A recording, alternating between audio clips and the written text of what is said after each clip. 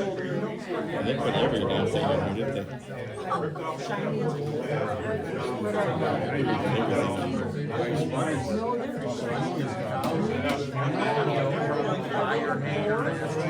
Tom, To the editor and said kudos to Tom Kudo. Kudos to Tom Kudo. But I didn't want to get tagged by other detractors because sometimes they can comment, write a letter. oh yeah. Then you can go there and about, whoa. I called that Lance guy and said, I want to know the other side of kudos to Tom Kudo. Can they comment on my line? They said, yeah. I'm like, well, if they just like talk me out, so, you know. I was like, well, I'm trying to send out for family and this and that. So then it's like that. Letter out there and then have them be scrolling down comments now. That's not really stupid. For them to be able to tap in this percent. Hey, tell them I'm coming with the wrongdoing. Kudos. You did. You told me.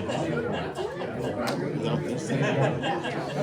That was the evidence, right? Yep. I've got 6 o'clock. We'll call the meeting to order and start with the Pledge of Allegiance. I pledge allegiance to the flag Of the United States of America and to the republic for which it stands, one nation, under God, indivisible, with liberty and justice for all.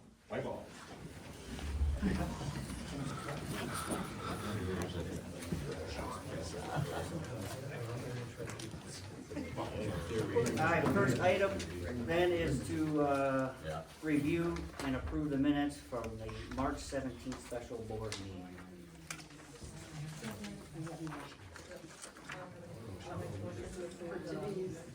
Minutes from the special board meeting, March 17th. I'll second it. Okay, Pam motions to approve the March 17th special board meeting minutes, and Annie seconded. All those in favor? Aye. Aye. Passes unanimous. Number 4, Treasurer's Financial Report. All right, March 1st, our opening balance between checking savings, tax savings, and the certificate of deposit was $272,260.84. In the savings account, all we had is a really quarterly interest for $25.68. And the activity in the tax account was interest of $310.54, and that was for the quarter. And the certificate of deposit earned $98.54 for the month of March, or through March 15th. Moving back to the left, the checking deposits got 5 things here. First one is a $25 building permit from Ryan Booth, $75 from Fred and Pat Burrock for a building permit and a fire sign. Brent Carlson and Sierra Lee each gave $5 for a replacement dump pass. And then of course the interest of $394.54 for the month of March. So that was it for income. Outflows, payroll expense of $2797.62. Non-payroll expenses total $31,778.04. So I won't go through all of them, but you'll see there's like 4 or 5 things on here for election training. We paid out money in 2% of fire dues, $1,290 to Police Fire Department, and same amount to Fire District number 6. Let's see. What? Let's see. Well, Riley, $2269.50 for various legal fees, I guess. Paid $655 to Russ County Clerk. That was for the money I collected for dog tags. And then the big one here, Russ County Highway Department, $16,094 for labor, materials, and road and salt for the roads. So that pretty much, we had, let's see here, one other legal expense, Baki Norman, $225.50. So that pretty much covers the outflows. So that outflow for March was $34,575.66, leaving us with $238,624.48 collectively between checking and the savings and the certificate of deposit. Do we have any questions? Hey Brad, do you use the phone, you, Caroline, and you guys use the phone and? Yes. Okay, just checking. Good?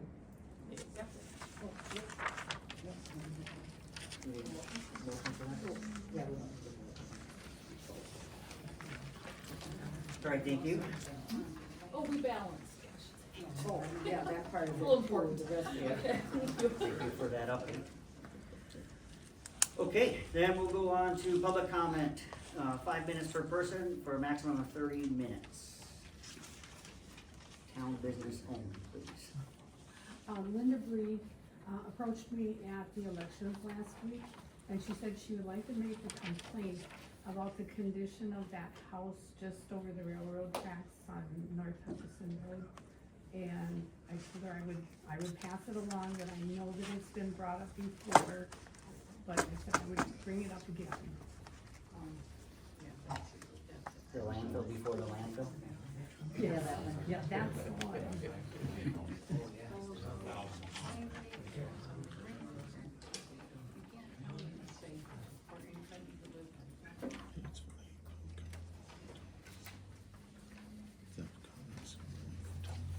All right, noted. Of course. I plan on us trying to stop in there and talking to them eventually here, but haven't had a chance, so I guess we'll leave it there. Any? Go ahead. I just wanna take a couple minutes, I wanna thank Carolyn for, last week she was able to send me the zip files from the open records request I had for the emails. Just noted that took 6 months to get those. Received 10 zip files, there were 818 emails, but they were all duplicates, so it's around 400 emails. So it's taken me a little while to go through it, it's a little confusing if there's duplicates there. So I was billed and I paid $515.60 for that. I was billed 20 hours at $17.78 an hour. My understanding the town policy is $15 an hour. On the itemization, it was 16 hours of work, and I was billed for 20.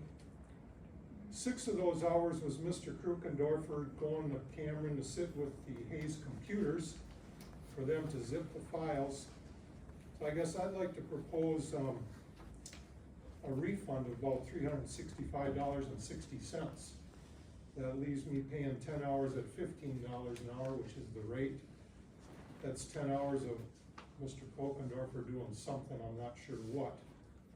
But I don't see why I should have to pay for 20 hours, and I don't see why I should have to pay for 6 hours of him sitting over there while they zip the files and him traveling back and forth. Seems a little excessive to me, so that would be my request. I did discuss this with Caroline earlier today, and I agree. I didn't get a chance to go through the original estimate to you, and sit down with her and go through it and itemize what we maybe could refund or whatever, so I'd like to review that with her. Sure, that sounds fair. So between now and maybe the special, or our annual meeting or the next meeting, we'll Okay. get you an answer on your request of $365.65, is that correct? Yeah. Cause I know she spent, to finish it up, like 3 to 4 hours herself on it, so. But that isn't locating, we can only charge for locating. You can only charge for locating, so. Right, you already had them. And that's why we need a policy on this email retention, because that should not, I don't know what went on there. Should have been a simple process, I did it, and it didn't take me long at all, and I forwarded them all to the clerk. And so I don't know what I happened. don't know why he was doing it, it should have been the clerk's responsibility to do that. Kinda like the fox watching the chicken coop, as far as I'm concerned. Yeah, that sounds fine, Brad. Okay. Anybody else? Can I get in first? Okay. Mine's just a quick question. So down on my property, my place, the original driveway is the original driveway. And a while back, well, a long while back, I think Art was still here. I asked asked if I could put in a second driveway, make like a horseshoe, and the town was fine with that. He just told me I had to have a certain size culvert. Second driveway, I'm wondering if it would be okay with the town if I move it 3 to 4 feet. If you guys have a problem, if I decide to move my culvert a little bit and change the driveway. Cause the culvert, or the driveway, the second driveway went in, and then I built the garage, and now I'm almost thinking I wanna move my driveway because of the garage location. So, but the first driveway would remain the same, and that's original to the address and everything, where the second one was just an add-on, so I don't know if that would be an issue. I guess I don't have an issue if you're gonna do it and make sure the culvert's back up the Yeah, same. it'd be the same exact culvert that's in there, it should Yeah. still be good, and if not, then I'd have to order a new one, and then just move it, cause I mean, obviously, I just have to do all the digging myself and figure it out, so I just curious if it's a problem, I don't have an issue or with if I need any special permit to do that, No, just checking. it. Yeah, Cause I know, if you're putting in a new culvert, you would, but There's a- there's an existing one, just kind of sliding it over, I don't have a yeah, problem. pretty much, well, it's not gonna slide so easy, but. Well, yeah. figuratively speaking. Right, yeah, okay, just checking, thank you. Okay. And then over here, My name is Pam Lamb, and I'm the current president of ELPO, which is the Amoco Lake Association Property Owners Association. And I see that you have on the agenda, so I don't know what the discussion's gonna be tonight, to discuss a resolution regarding town hall building usage. I would just like to ask that you allow the residents of the town of Stubbs the use of the town hall building. Our group has been meeting here for over 20 years without any incidents. Our next meeting is scheduled in a couple weeks for April 25th. And I'm asking that you make a final decision and allow us and others the use of our town hall building. We just need to know so we can find other accommodations if we need to, so if we can get a final answer, that'd be great. yeah, we can discuss that here later on the agenda. How often do Thank you you. guys meet? We meet 3 times a year. Okay. Anybody else? All right, oh, lead hand, go ahead. Well, I was just wondering if the board has made any decisions on turnarounds or step check lane, what they're gonna do with that. No. They're dead issues right now, I believe, Alright. unless somebody brings something. Unless somebody, I guess my position, like I stated when, that night I was appointed, it remains the same. Unless the property owner comes to us wanting a turnaround and they don't have one, I don't see a need for us to go out and put in all the different turnarounds on different roads. Okay, My name's Sean Nagel, I live on Golan Lane, and, I just wanted to make it public that I seen on the list that our road is possibly gonna be looked at being pulverized. I'm not a doctor, so, but I do know the difference between a man and a woman, but I don't have a degree in engineering. I don't have a degree in engineering or construction, but I didn't know the difference between gravel and pulverized or whatever, but I just wanted to make it public that, if my road is gonna be pulverized for a future blacktopping, that's great. We had a discussion, I talked with Brad earlier today, and, I just don't like the idea of my particular road going straight gravel, cause there's a lot of traffic on that road, and, there's 3 residents that live on there, and a business and a cabin and things, and I don't wanna see rocks in my yard and things, so I just wanted to put that out there, as if my road is potentially gonna be re-blacktopped in the future, that would be great. If it's pulverizing, that's just temporary. One of the things I do recommend highly though, and Craig will probably agree, is on Golot Lane, there is a low spot where the water drains off of the field all the time, and it washes the road out. And there's been temporary fixes where they put sand in there and clay in there and everything else, but it literally needs to be raised like a foot. And maybe another culvert added or something, because the water comes off of the fields all the time and fills that spot, but other than that, I just wanted to make it, put on record that, you know, I'm hoping to keep that a blacktop road in the future, so. yeah, so I can address that. Just going back to our road meeting we had with the road crew, we identified Golot Lane, and Sand Hill and Adams Road to be pulverized. And then put in a base layer of 6 to 8 inches of gravel. If I'm mistaken there, Craig, maybe you could step in and correct me, but that was our plan, and then maybe let that set for a year before we look at putting pavement back on any of those sections. Yeah, and also we had talked about, or, you know, I guess I brought up, that maybe we don't have to pulverize the whole road right now, just that section where you're. Yeah, there's only a couple of spots that are kinda bad, the rest of the road, I'm like, I'd like to keep it blacktop for, you know, a few more years at least, or. Right, cause. There's a lot of it's probably traffic on that road. Not gonna get blacktop for a while, so, I mean, I think it's basically past, Steve's place, right? Is Yep, it- between that's- Steve, I'm the last house on there, and then you keep going on the mud road or whatever, it goes to a cabin and stuff. But so after you pass Steve's, it drops into a little valley, and again, all the water kind of rolls, especially in the spring thaw, it all rolls across that road, and then it just washes out and gets potholes and things, so we all tend to go to the far right to go around it. And I know Craig does a great job when he comes down and snowplows me out and things, but yeah, we got that one little bad spot, and I just feel like it needs to be raised up or something, but to pulverize the entire road, I don't know why, I can't see why they would need that, so.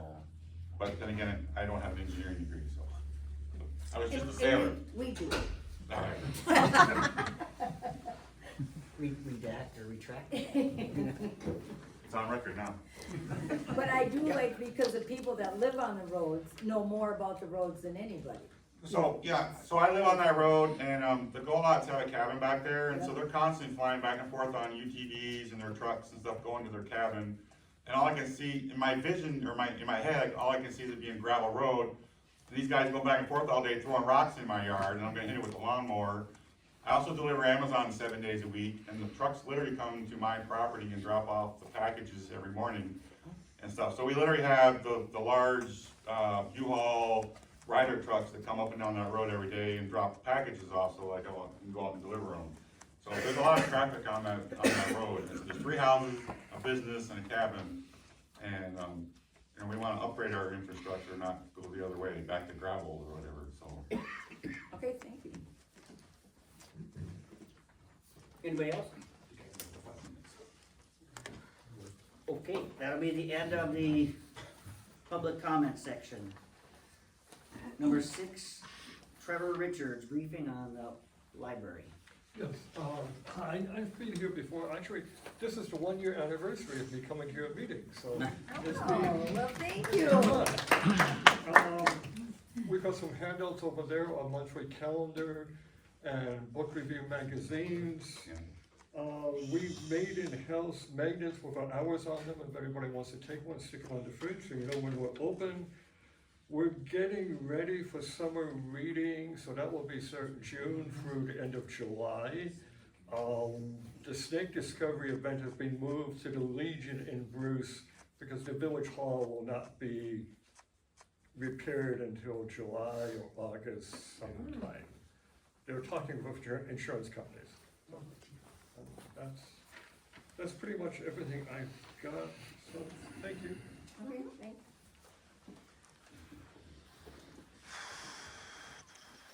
And then number 7, announcements from board members. I mentioned it, Carolyn, but I wanna mention it here, we need to put to the plan commission, to look at the closing of Martindale Road, and they're supposed to give us their opinion before we move on that. Before the hearing. It doesn't have to be before the hearing, but before we move on it, yeah. Is there a reason for that? A reason that it has to go to it, it's just part of the statute, so anything to do with the land has to go before the plan commission. Is there a historical site there? I just heard today that there was. I have the information, I haven't had time to read it, you guys. The first school was on that road. It was actually called, that whole area was Paul Lane, that they have named Martindale there. Okay. So the first school was there, and then it was relocated in like 88 or something like that. So it is considered, because it was the first school in the whole district for the area. We need further research on it to verify and show that it is a historical marker that should be honored with access to it. Brenda, you wanna give them that form? And he has a form, Yeah, actually, a start of it, yeah. I mean, yeah, and I didn't get that. No, no. They moved the building to, by Taylor's Golf Club, Taylor's, right? yep. That's the word I always. They rebuilt the school there, but the original was down on that road. Well, I mean, that's what I said, you'd have to, Carol wanted to come and talk to us. Yeah. Actually, we have a guy that can present all the historical part about it as a presentation to the whole board. He'd be willing to do that for us. That's Jerry, right? Right. Yeah. So, and I said that, I just said it'd have to be done before our hearing or at our hearing or, cause, we're going to have a hearing on it, so. But yeah, and we can make copies, I haven't even. Is he planning to attend the hearing? On the 29th or whatever that is? Yeah, was that their date? I think so. Yeah, we can, do you want Jerry here to do the I mean, presentation? actually, cause we don't even have another board meeting for that, unless he wants to do it at our annual meeting. That could be a thing. Well, let me know what works and then we'll contact him. I have a volleyball tournament. Well, I mean, I guess, Okay. That might be a either good way, place he to can do it. come to either of those meetings, we can take a listen to what he's got to say, and then, And we would have time to consider it after the hearing even, because we don't have to move on it at the hearing, I don't believe. Yeah. Yeah. We didn't, the last time we moved on it at our next meeting, yeah, so, but we can make copies of this anyways. okay. Anything else?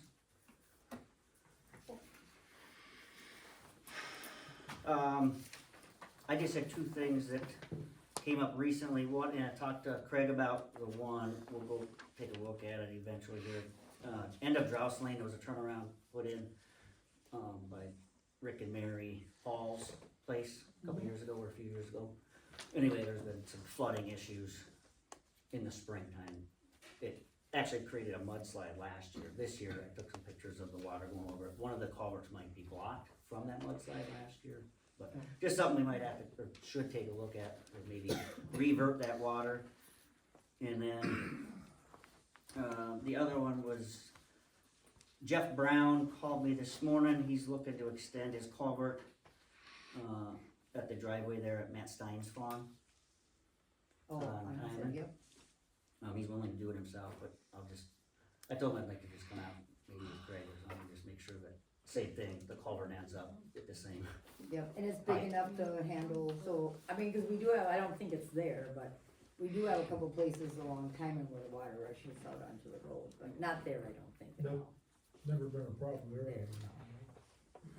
So, and, yeah, and, So he wants to make the driveway wider is all, so he can get his tractors in and out of there without beating up the culvert. yep. That's all I got. And now that being said, I will say this, cause I just saw this last night again. Craig, does Meredith Road have a culvert under it? Because water builds up on the far, Well, there's no culvert, right close to, Hutchinson Road. okay. Never was one there. Okay, and that's, I mean, I think that was last year, the water built up there, and I Yeah. kinda dug around there, I didn't have a shovel, but I'm like, I don't even see a culvert. No, there isn't one there. But I wonder if that's something we should maybe put in there, I That's don't know, something to look into too, because it does pool it up on does, the yeah, south side of the road there in the ditch. yeah. So Number we two, put that on the list of, there never was a culvert there. yeah, that's what I thought, probably, it's an old road. When we were working on it last summer, Frank and I were looking at that, cause he did a little re-ditch in there, and he didn't wanna hit it. There's nothing there. Nothing to hit, no. Okay, What road was that? Meredith. Meredith. Go ahead. So, I keep forgetting about this, so, we have the cemetery at Apollonia. And now, it's been so long, I can't remember exactly what it is, but we can get, did I talk to you about this before, Carolyn? We can get a reimbursement from the state for, I believe veteran sites. So, Carolyn, if you wanna call Rick Essenbach, he's the one that told me about it. and you get so much a grade. And I can't remember how many, oh, yeah, Rick knows how many. But it's a reimbursement for taking care of the veterans' grave sites. Like each year? So, oh, you're about Warehouser. Yeah, I didn't either, Rick, but he's the head of the Legion. And that's, so, yeah, you're Warehouser. What kind of a monetary reimbursement are you talking about? Do you know? I can't remember, it's been so long. I can, and it isn't a huge thing, but it's, Well, every little bit helps. I was just curious if absolutely, you. yeah, I don't remember. Oh, I was just thinking if the state's paying, then mowing just got more expensive. Yeah. Oh, sorry, I got jokes.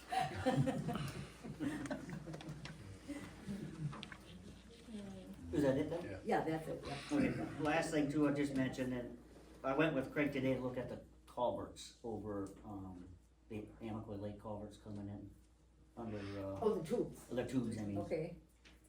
And I talked to a couple of folks that, do clearing, they have skid steer with a brush hog. So I'm gonna try to meet with them next week, Monday or Thursday over there to try and get a estimate from them to clear that out. Oh, okay, and who is that? Brian Kelly is one of them. Excuse me. From Bruce, yeah, lives in south or north of Ladysmith now. Yeah, okay. He was the Chippewa County Highway Commissioner, I think, for a few Really? years, yeah. How come he isn't the Russ County one then? He retired.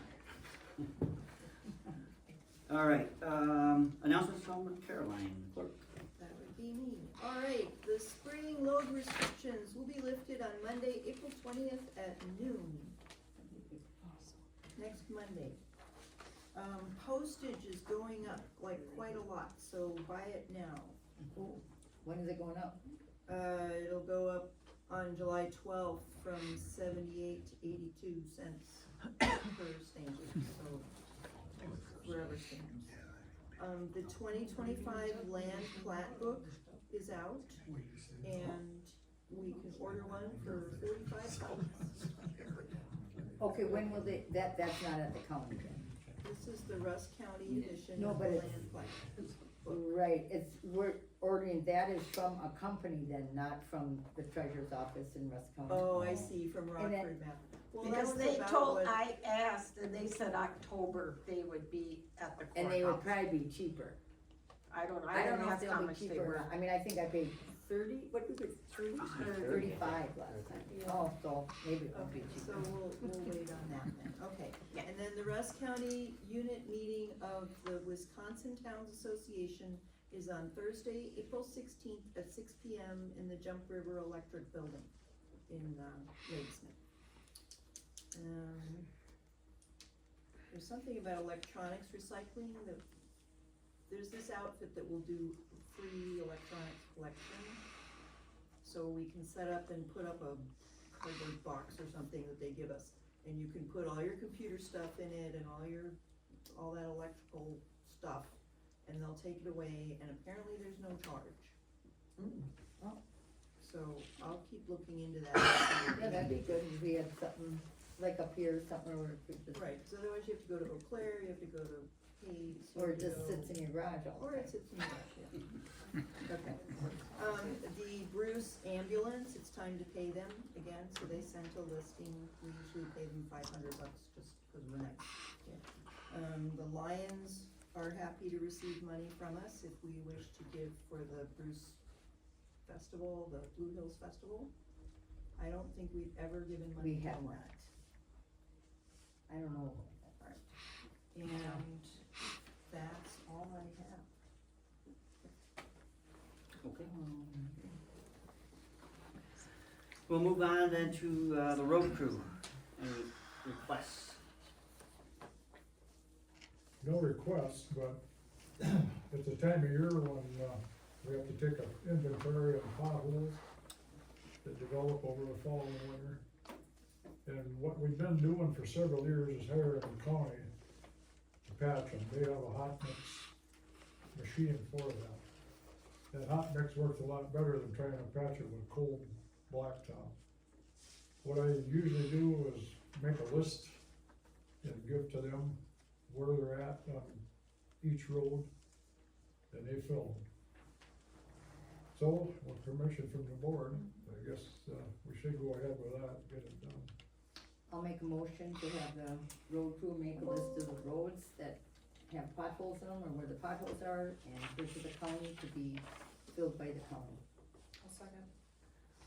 Okay, motion by Annie to have the road crew create an inventory of potholes in the town and get that to Justin over at the county for an estimate.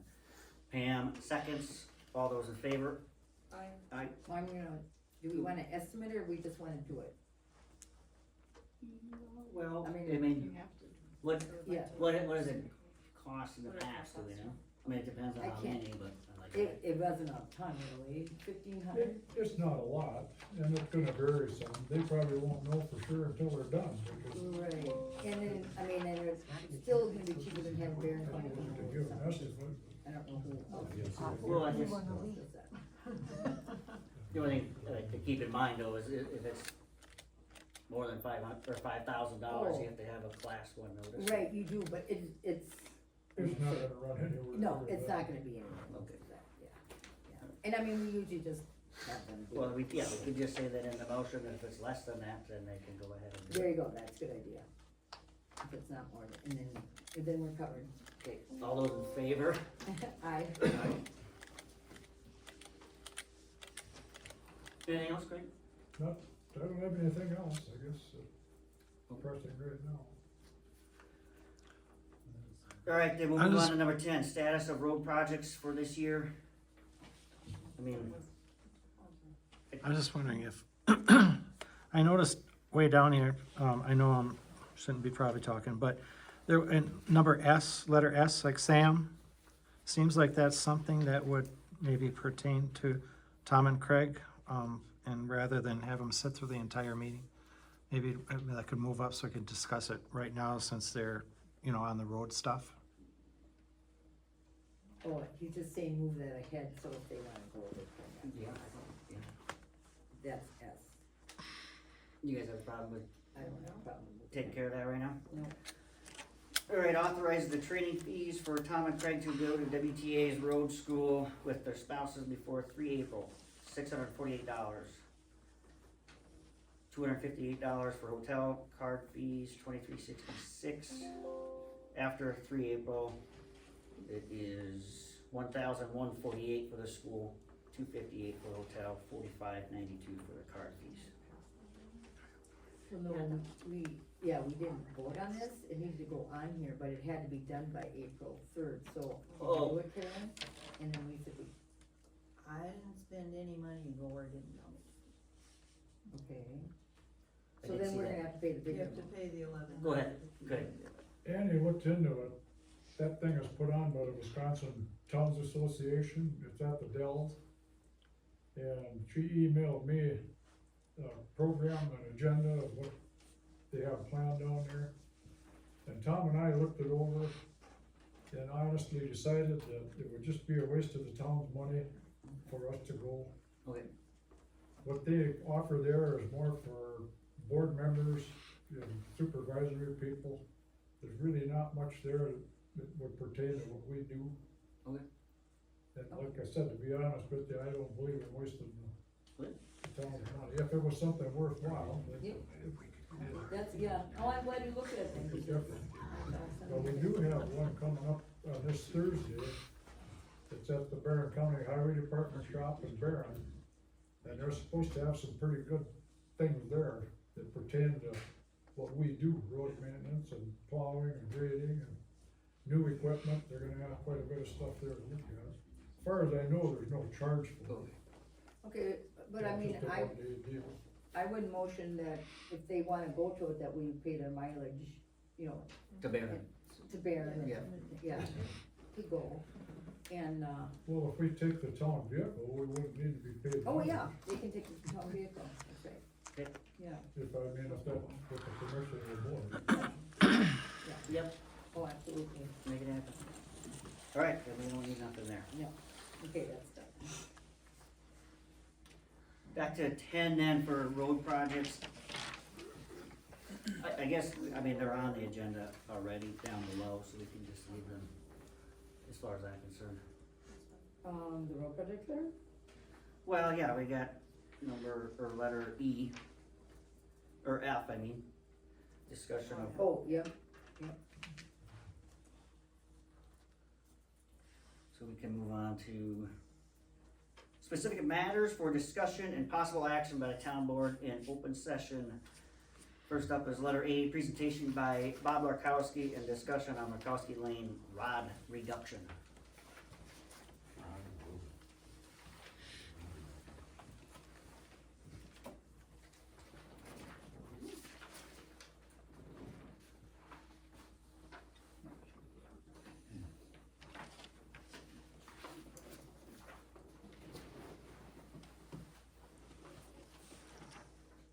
During our quest to have Warkowski Lane taken away from the road taxes and that, and just have it left by the town to us, we found a lot of things trying to close the road.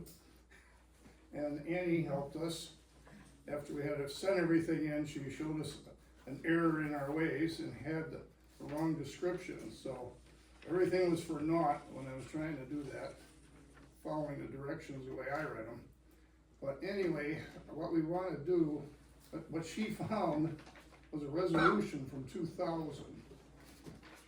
And the town of Stubbs wrote up the description of Warkowski Lane based on the fact that they had maintained it for over 25 years. A small fact is that it did not exist 25 years before, which was in 1975. Well, no, it's a simple mistake here. But the problem is when the road description, I have it all highlighted. You go to that page. Where's the page? Go back. yeah, oh no, oh, yeah, I have it, I have it. Yeah, you started this. It's You're right here. like showing me the wrong stuff. Anyway, the road description ends at section 24, which is correct. Because we started building that road in 79, 80, and 81. The way it was for several years. That road was built, I think, 5 times by us. And it sunk in a swamp just about every year. The final building of that road was 400 cedar telephone poles from Bruce Telephone, the recorder I rode with. And that sunk. So then we had to secure more property around the swamp from Feller, and we built another road down there to the house. So over the years, we've built about 6 different roads in there, everything paid for by us and maintained by us. So all we're asking for is for the description of the road for Larkowski Lane to end at the end of section 24, not go into section 25. Because that has been our land and we have built those roads for all these years. So if we can delete that part that's highlighted, maybe amend this resolution from 2000. Another point on the description that's highlighted is it says once it hits section 25, it goes approximately a half a mile to the End of the road. Yes. So it goes another half mile to the present end of the road. That would put us a quarter mile into the lake, okay? He's driving a mile long. So, it's like I said, it wasn't well done in 2000, the resolution. Okay. And if we can change that, everything is great, and then the second request would be to go from a 4-rod road to a 3-rod road, which is not gonna change your gas taxes or anything like that, your road taxes. And then I won't pursue trying to close it. Can I ask you to explain why you wanna go from a 4-rod to a 3-rod? Just cause I wanna. Well, honestly, it's about a rod and a half wide, and if it goes 2 rods, you're in a swamp in some places, or you're on a steep grade of sand into a swamp. if you wanna take a ride back there anytime you can. It's a good 2-rod road, but I won't ask for a 2-rod road, I'll ask for a 3-rod, because from what I know, the town board can go from a 4-rod to a 3-rod. Yeah. Cause initially I was trying to have the whole thing, taken off the rolls. Yeah. So Okay. I'm happy if that portion is left a 3-rod, and you take the section 25 language out of there, maybe amend that resolution to remove section 25. Okay. That's it, simple. Thank you. I mean, I think this is something you wanna take a, look at, we don't have to vote on it. Yeah, I mean, I looked into it a little bit today, and yeah, 2-rod requires additional Yeah. steps. Oh, yeah. So, can we, I guess this is what we'd have to know, is can we just put that into this resolution while we're amending it to get rid of this, the end of the description? To make it a 3-rod road. The only thing is the permission from the DOT. And we have to get permission. Do you have to have a variance to do that? Mm, Apply for a You know, variance? I really don't know. I mean, I don't think changing from a 4-rod to a 3-rod is a huge problem, but, I really don't know the legal steps to do it. Well, I don't either, so I guess, Yeah. I would say let's table it till Yeah, next meeting, we could find out that and answer, look, but I'm because, yeah, I would do that. in favor of the description change, and then we can figure out what needs to happen to reduce it to a 3-rod. Right, but even the description change might be I mean, I don't know, and so just so you know, that right now at the, at road mileage, it's 3/4 of a mile, it's reduced, 3/4 of a mile, so I don't know what paperwork Okay. we'd have to do, so if we can find that stuff out, what we need to do to do it, I guess, I'm not against it, but, Just a point of information on that, that topographical map with the little trail there and the way Oh, the this- road lays. That's incorrect also, because they moved, and Craig would probably have the right timing on this. When Bob Martindale moved Lorkowski Lane out of that big gully and into Adams Field, and then they moved River Road from the river over into Adams Field, and then Yep. created all those river lots. That would have been done what year then? I can't give you the exact year on that, I would say before 1980, or right around 80, probably. 88, yeah. I'm thinking that. I have another thing on Lorkowski Lane, which I don't even, there was so many other things, I don't think I ever brought this up. So if you read the description of Lorkowski Lane, it makes it sound like it looks here like it's a right along a section line and then turn. That is not how it is. That is not how it is. So the description is all wonky. Because The good it news doesn't, is it they is own not the a right property on angle. both sides, so it doesn't matter where it is. Right, So- yeah, but that, if we're gonna redo it, we need the description to be Right. correct. So even the beginning of it isn't. Right. Yeah, and this whole, I can't even believe they described it this way. So, yeah, so I think we need to look into that, so we do it properly, and, If I was young, it wouldn't matter that much, but this is for our trust. We have to get the language right for the trust. Yep. So, and it should be straightened out. If you guys would've done that, we would've never known that was all wrong. see? All that money was for something. Yeah, thank you, Bob. And as long as you're talking about 2-rod or 3-rod and have to investigate it, see what the rules are. Cause if they can go to 2-rod, that's cool too. If there's a cost, whatever, just look at both of them. Go from a 4 to a 3. The main thing is you keep your road tax. Yeah. Okay, we'll do that.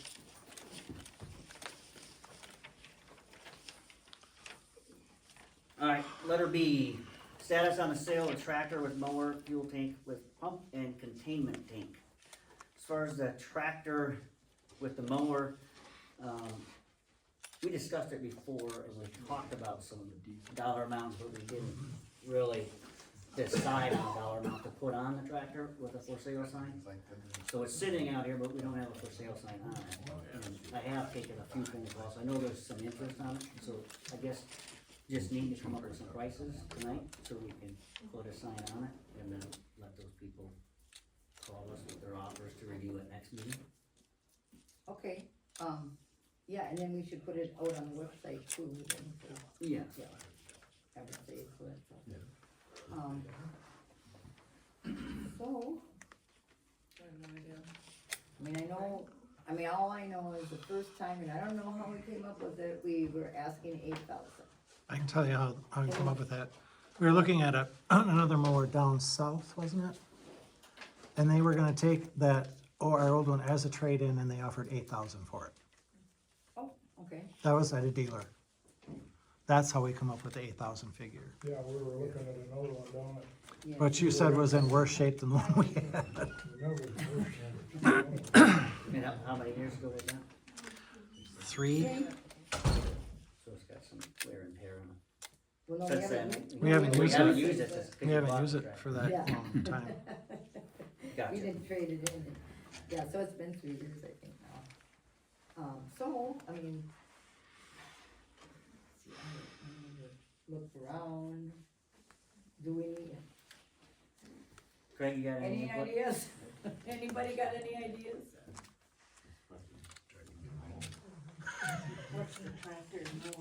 I mean, you know, we could look online and see what they're asking, that doesn't mean that's what they're getting.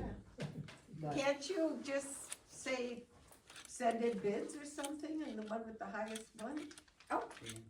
There's a website out there there's a website where folks from the schools, the colleges and things, and they list items on there and they get bid on. Like the Bruce School just did it for a lot of their furniture and things. I'm on there all the time for stuff down in Chippewa. So you post it on there and then it'll, you know, you leave it for 9 days or something, and folks actually bid on it. So I can send that link or whatever. It's, I actually have it here. Wisconsin surplus. Yeah. Yep. It's for villages and schools and so forth, colleges. is that what it's called, Wisconsin Surplus? Wisconsin That's a surplus.com. different thing. Wisconsin Surplus Online Auction site. And I reached out to them today in regards to potentially listing the containment tank and. And they've got everything on there, fence post, yard And the signs, pump, stop or the signs. holding tank with the pump. Okay. Even tractors. So we could probably list the tractor and that on there too, but I just know that there's several residents that have already reached out Okay, asking to put in a, so. and you sent that, and I did read all that quick, I did see where it said what they charge you. It doesn't cost the village or the town anything. When the auction is complete, the buyer pays the fees. It's added to, Oh. it's added to their Cause purchase they did price. mention fees, but they didn't say what they were, oh, okay. Yeah, those fees are added to the purchase price and the buyer Oh, pays yeah, the fees. that is how auctions going out, isn't it? Yeah. Oh, okay.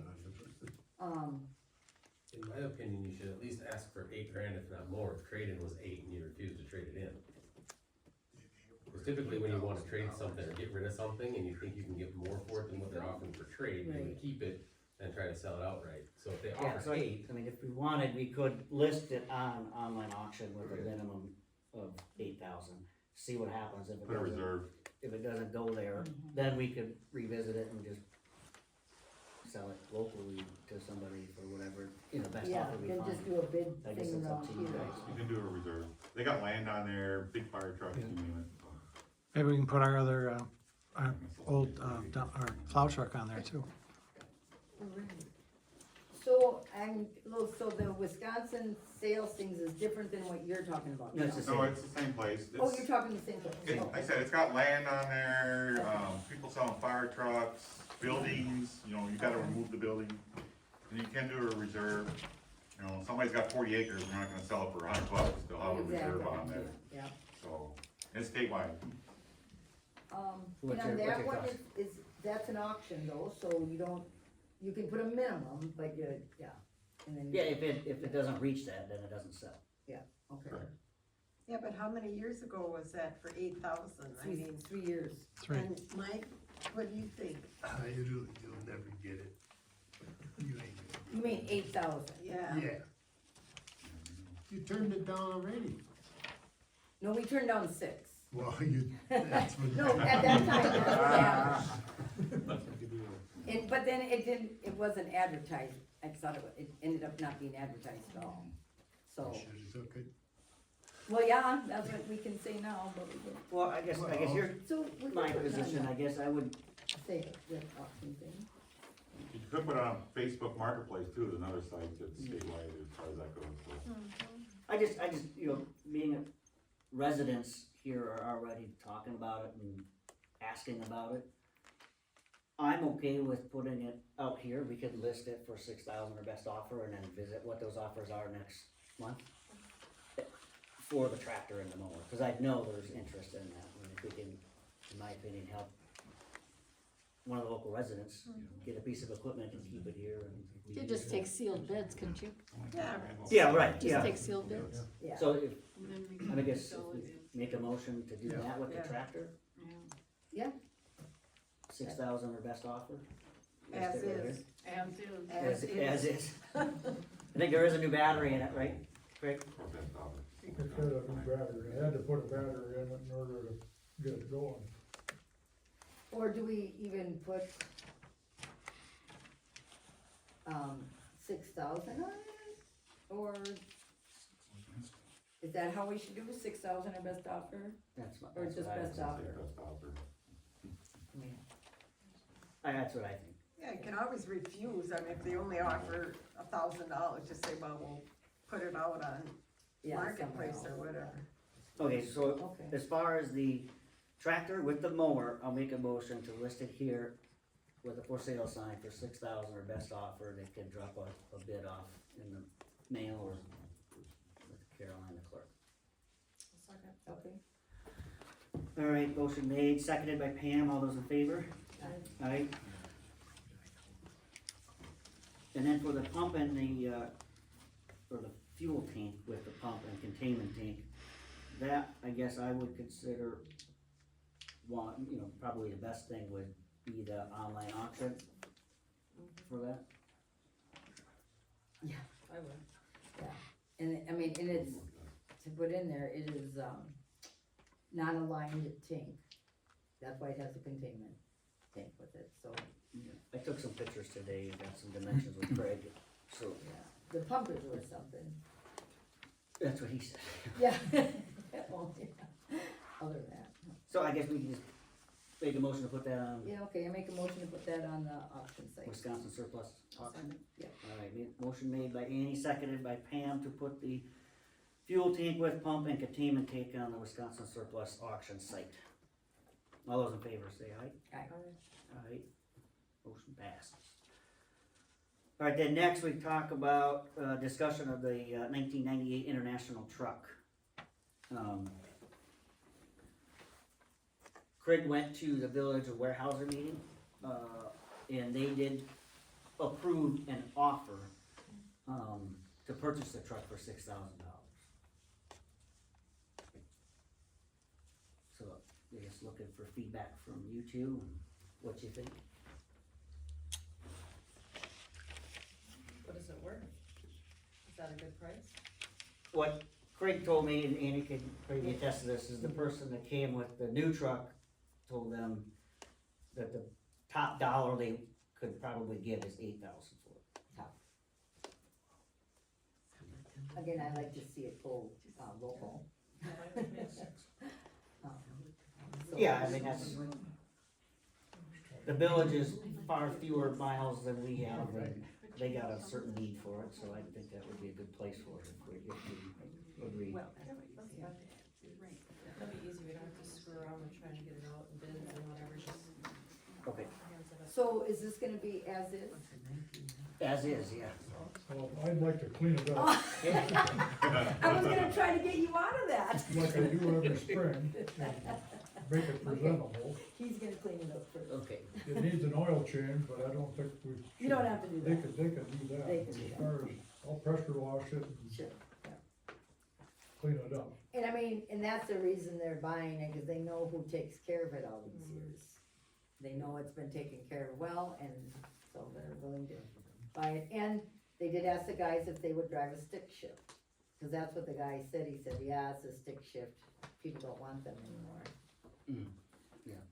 So, As far as, township or somebody wanting it, the manual transmission nowadays is a dinosaur.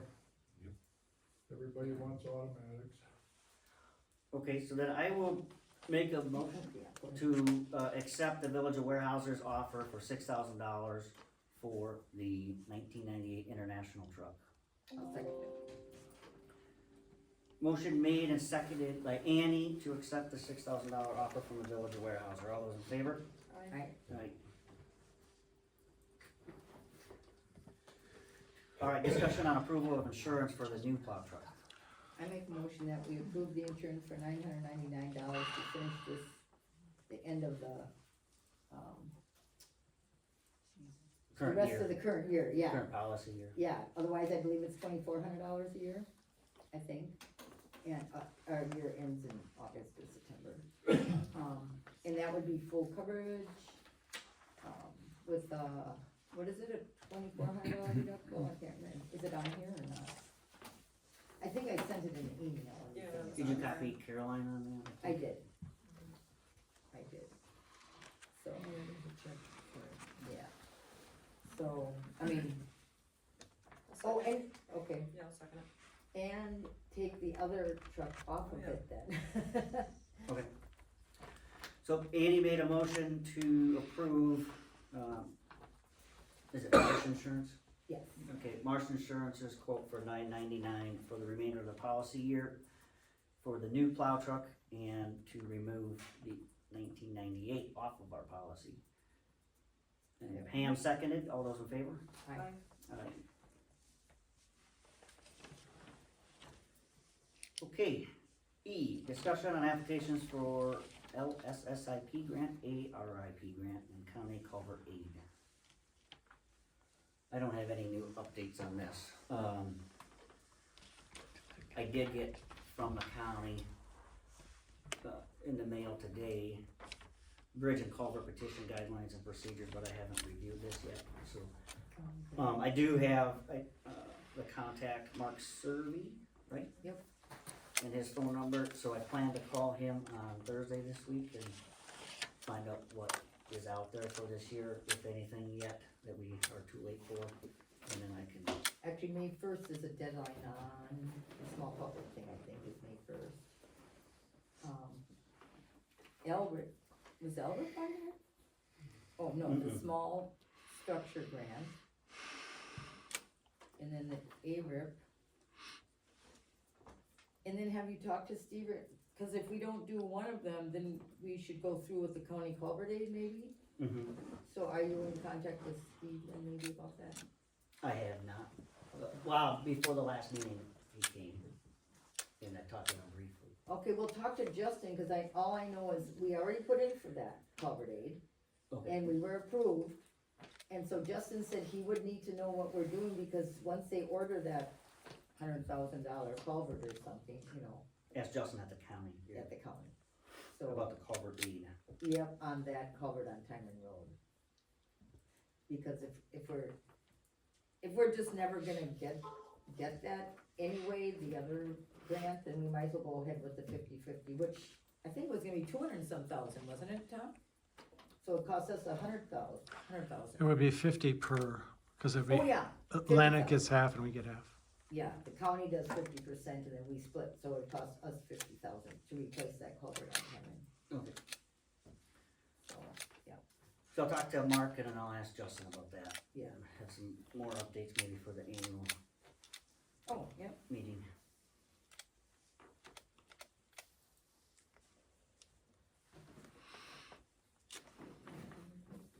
Yeah, Brad, I can't remember, what is the ARIP grant? I couldn't tell you honestly. The LSSIP grant, that is for that, when they did all the culverts, That's that local small structure. yeah, that's a small structure, yeah. The ARUP is that agriculture. Oh, that's the agricultural one. that's the one we would have to do this year by, yeah, you need to call Steve at, Atlanta, I can't remember by when, it's not too long, I don't think.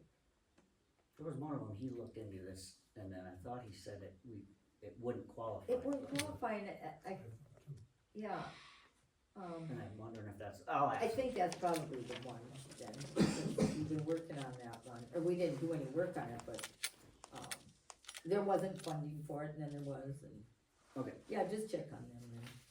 All right, then F, discussion on road bids for gravel shouldering on Piper Road, pulverizing Gold Lot, Sand Hill, and Adams. So we do have some numbers from Russ County on all of the items, and then I got some numbers from Haas and from H&S somewhere here. For gravel. But my suggestion would be to only go over Gold Lot Lane, Sand Hill Road and Adams Road for pulverizing and to get that approved. Cause the Russ County had already put out for bids for pulverizing roads in the county. Yeah. And they, Haas Construction won the bid, and that's why you see Haas behind each of those 3 roads with their totals. So we don't have to put it out for bid ourselves. Right, so, but the Gold Lot Lane, I don't know, like, say, like, we don't wanna do the whole Gold Lot Lane. We just wanna, Yeah. I believe, Craig, where would you start that? At Steve's driveway? Yeah, from just past Steve Goldhouse to the end of the blacktop. So total, From Steve's out to 8, or 8 out to 40 is not too bad. It isn't, yeah, it isn't that bad. I mean, and they would rather have bad blacktop than no blacktop. So that would be a less amount there. yes. But then I do believe we should go, once we pulverize it, I don't know what you do then, but in that low hole, if it needs to be dug out, filled in with, gravel instead of muck or whatever, I think we should go ahead and finish that low hole and make it a good gravel road right away. Yeah. Let it settle and put in a culvert if we need to.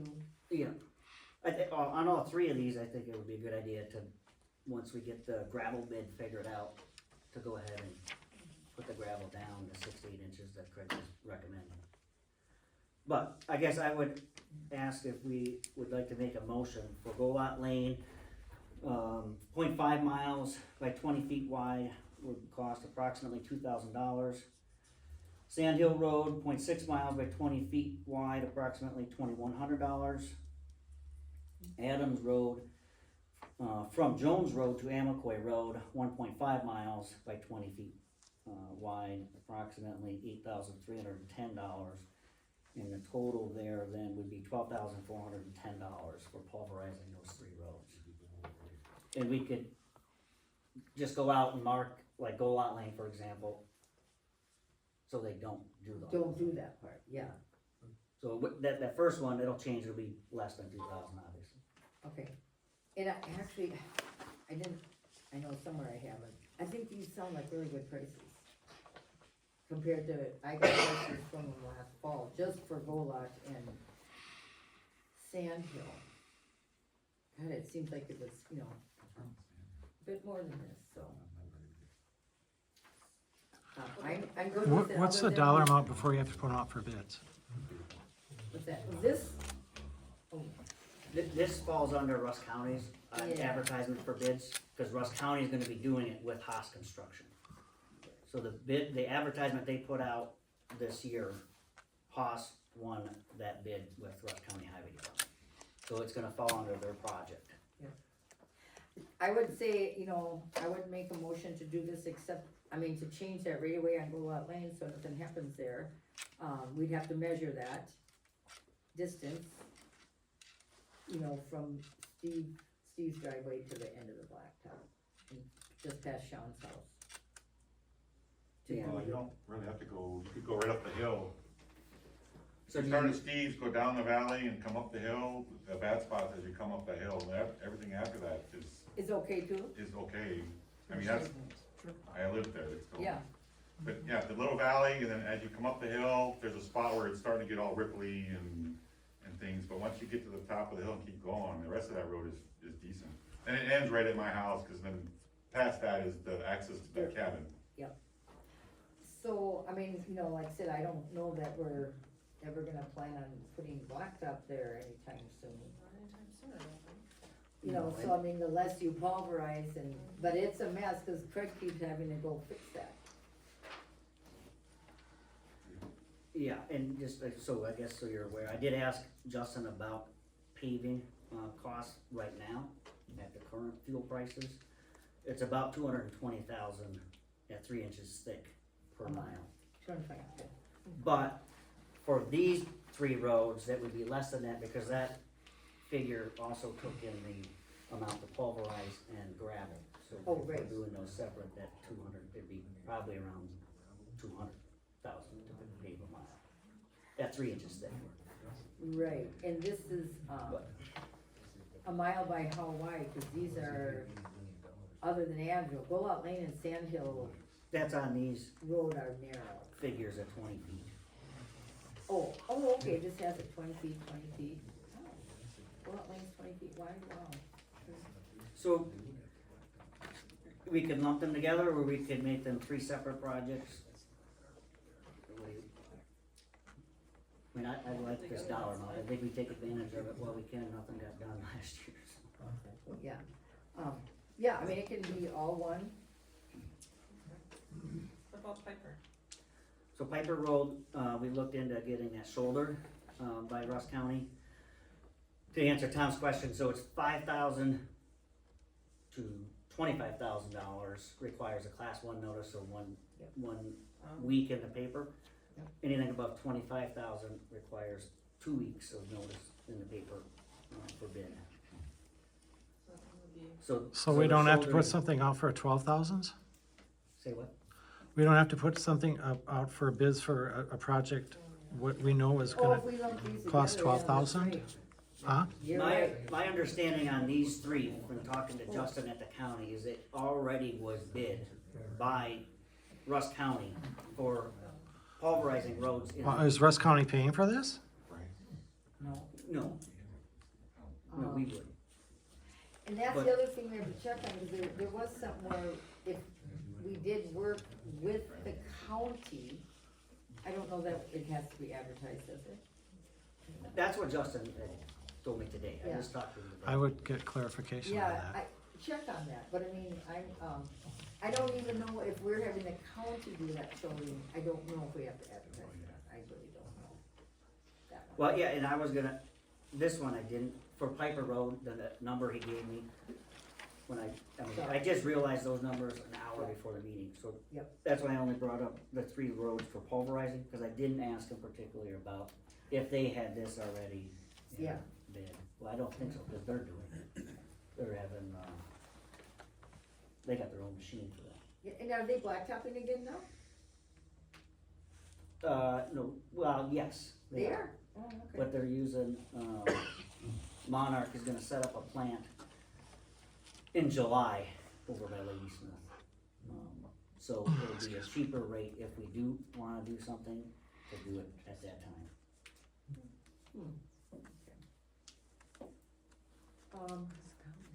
So if you wanna table it, we can, and just do it at the annual meeting We for can- these 3? We Or can't no? do this stuff at the end. Okay. Yeah, that's just a meeting of the electors, we can't move on anything like this at the end, Well, okay. so, but I mean. What are your thoughts then on I those mean, 3? can we make a motion to, could you we know, split them? yeah, Then put we won't these go over separately, 12. Well, you could, yeah, we could do Go Lot Lane separate and Sand Hill separate, cause those are both under, or put them together, cause it's under 5,000. oh, there you go, and then do Adams Road separately. Then we could do Adam Road separately. And then, I mean, can we Can you approve, say that again? Is that a split purchase then? It's- Just asking. I mean, technically, it's 3 different projects. But if you put 2 together and split off one, that's a split purchase.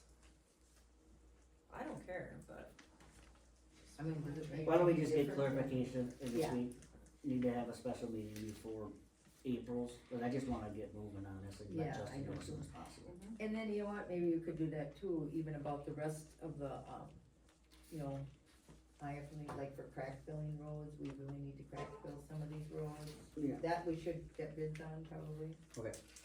Alright, so I will get clarification on that from Justin, Okay. and then we can set up another meeting. I mean, or do we want to go ahead and get another bid on shouldering?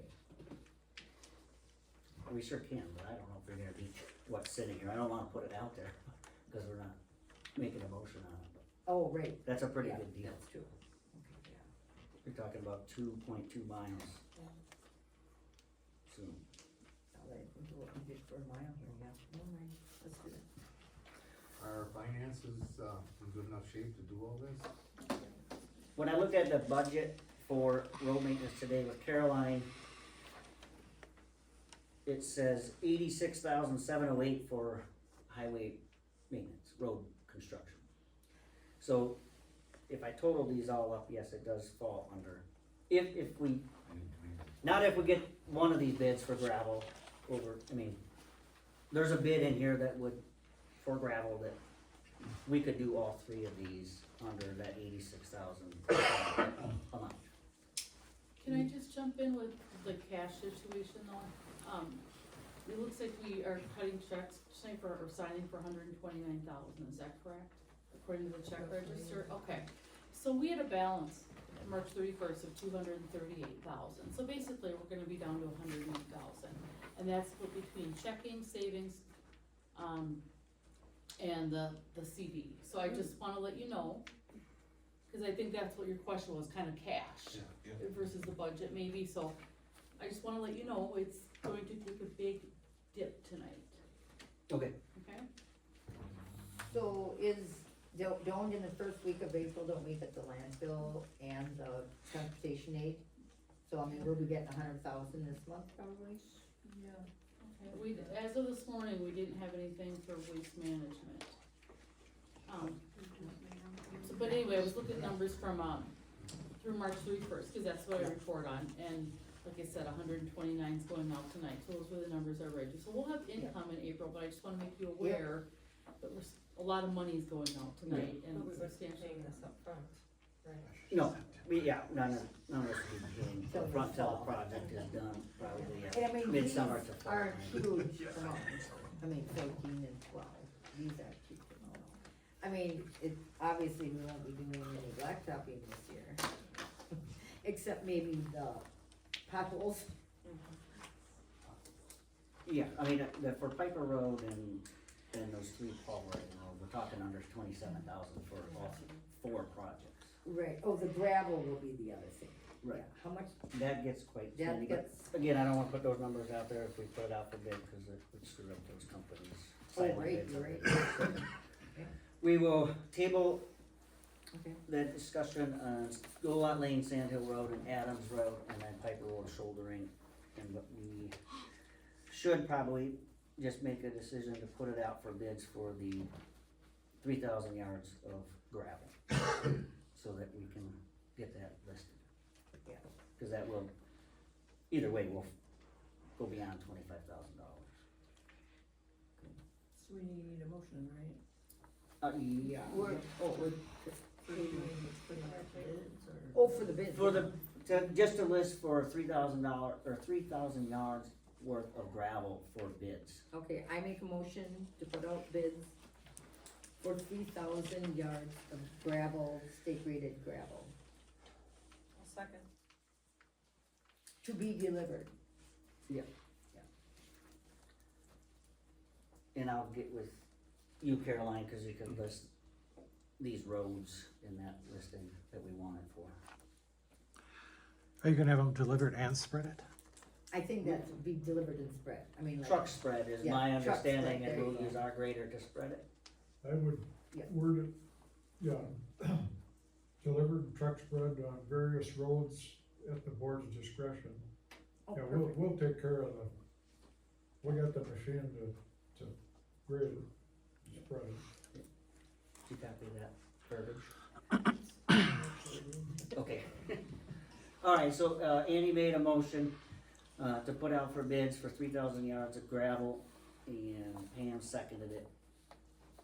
All those in favor? Aye. Aye. And we'll table the other, projects. Do I need this stuff? And then, yeah, just Brad, for you, that, the guys keep gravel piled here, so they just call whenever they want a load of gravel delivered to the back here, which would be part of what we were bidding on.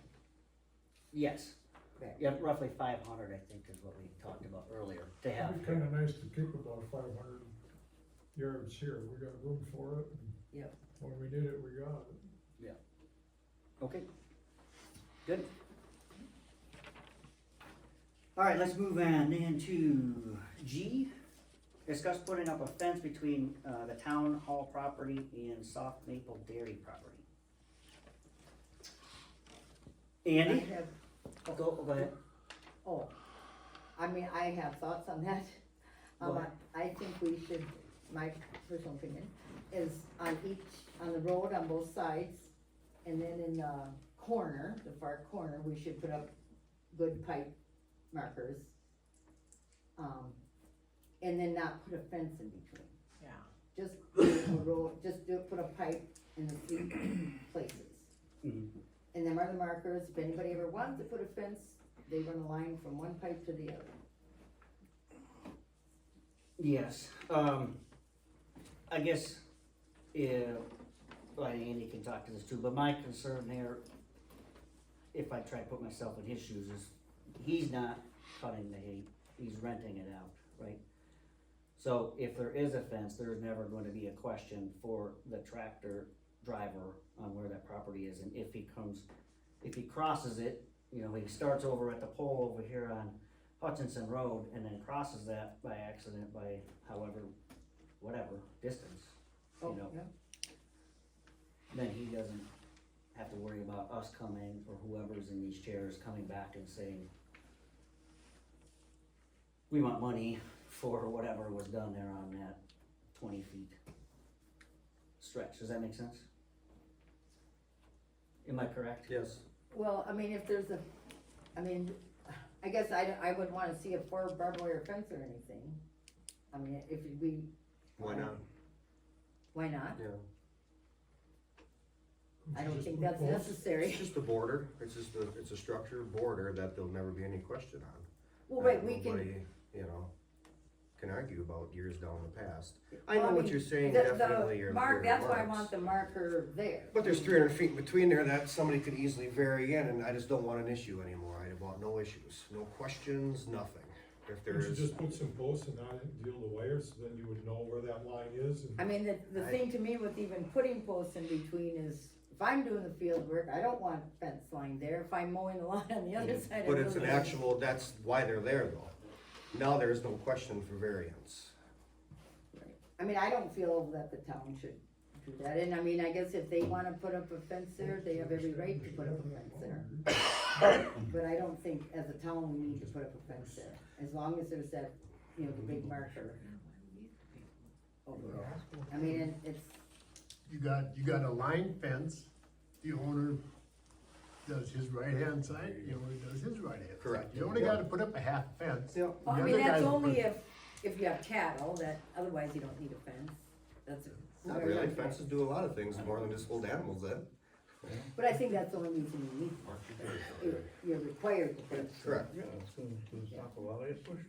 I guess my viewpoint is that the town brought up the issue of the property line, and I understand if I put myself in his shoes, being a property owner myself with fields, if there's already been a potential issue over that property line, I myself would feel better if there was a fence, because then there is no longer a issue. Ever, no matter who's in these chairs. Don't farmers have kind of a, don't they know how to do a straight line from one post to the other? I'm sorry, they have equipment that does that. we're making some assumptions there too. I mean, if I'm seriously putting myself in his shoes or as a property owner, and all the other stuff going on, I mean, Who's gonna pay for this? employment, you know, you never know who he's I'll gonna pay be for my in half check. and the township will pay for their half. Oh, I just, when you have property, you're supposed to always know where your line is, period.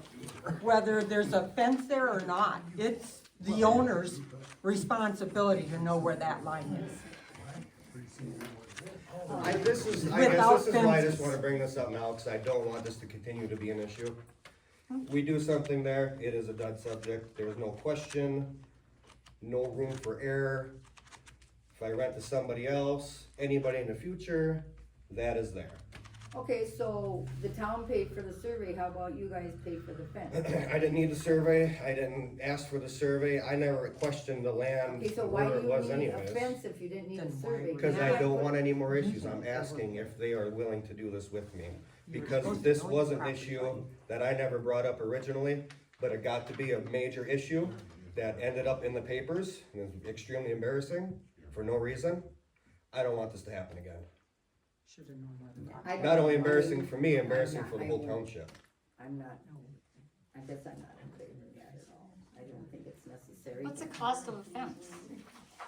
It just varies what, I am willing to go the cheapest legal fence, whatever, I don't need a big chain link barbed wire, absolutely not, no.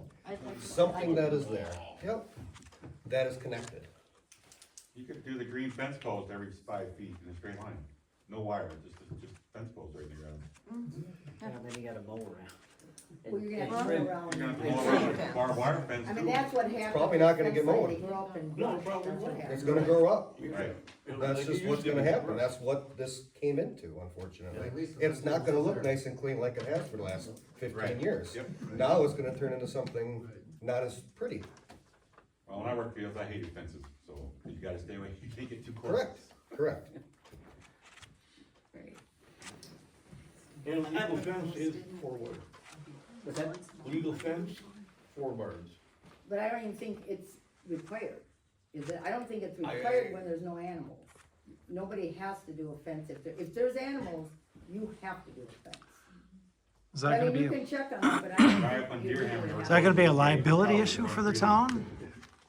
If somebody with their equipment, farm equipment, run into a fence and mess up their equipment? Exactly why it was surveyed. It's a legal survey.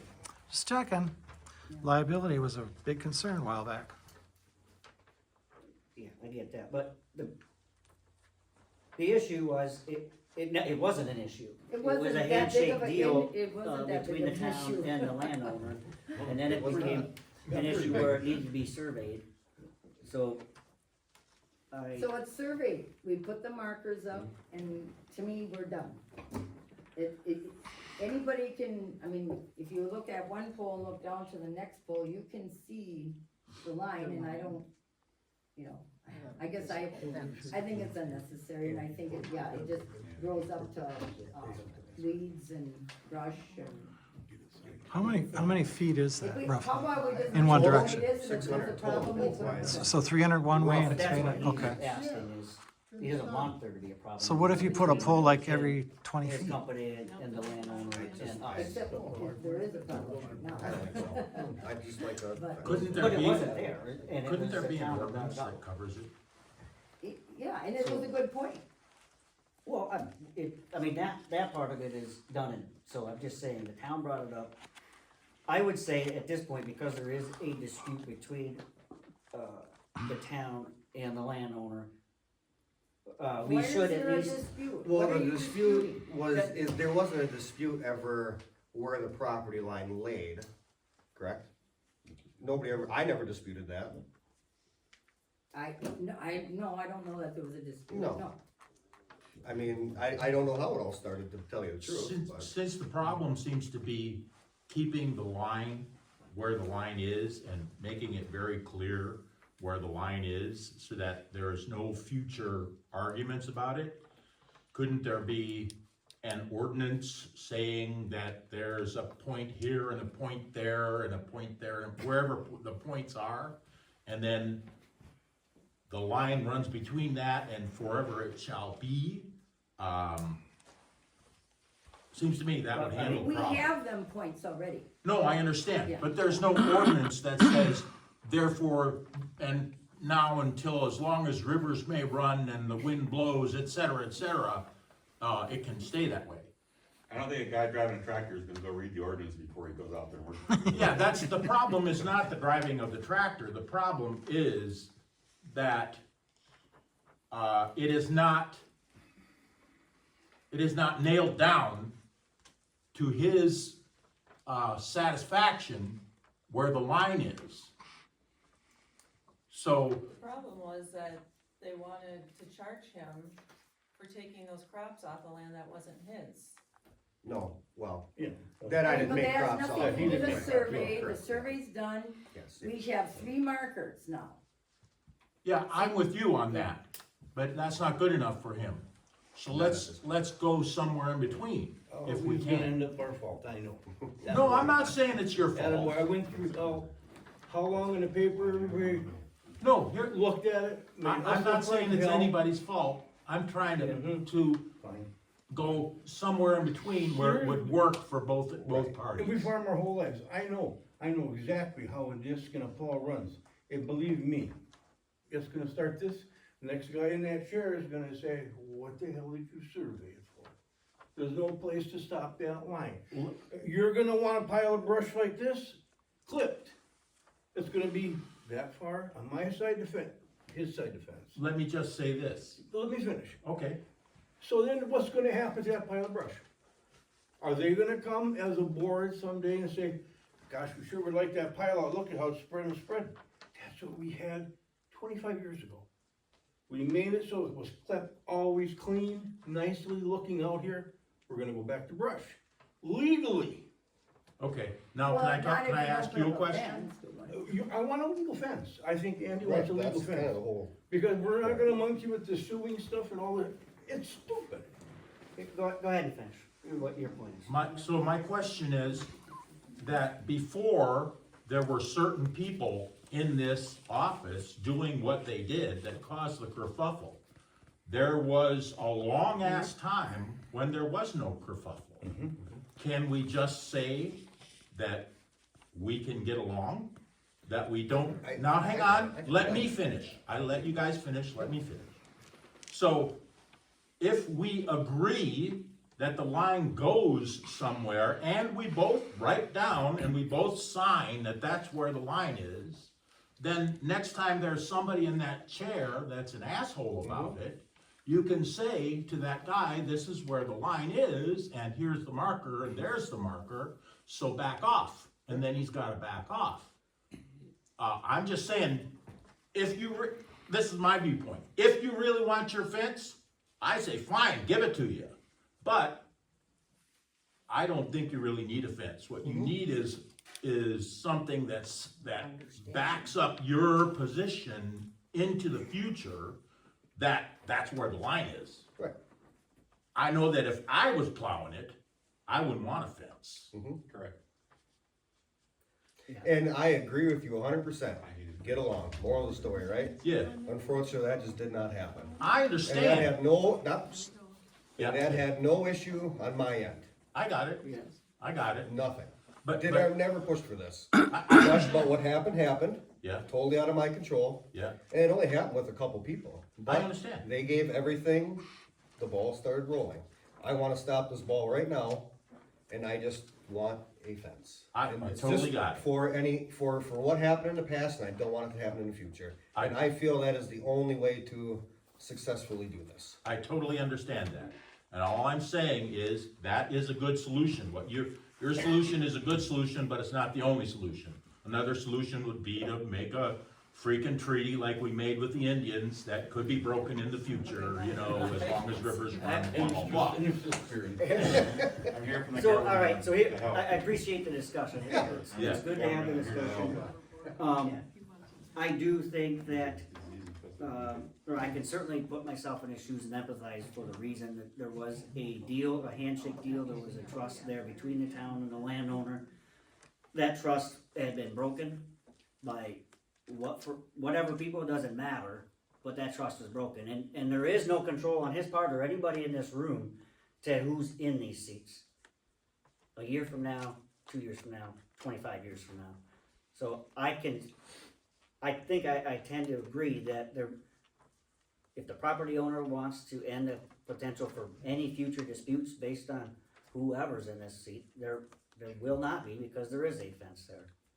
Well, here's the thing. And it would be 300 feet from my 600 feet total, 300 paid for by the landowner, 300 paid for by the town. That you are correct on that also, but here's the thing, it doesn't matter if there's a fence. If the people in this room are assholes about it, a fence ain't gonna stop them. Correct. You know what I It mean? It's limits- not gonna be the fence that stops them.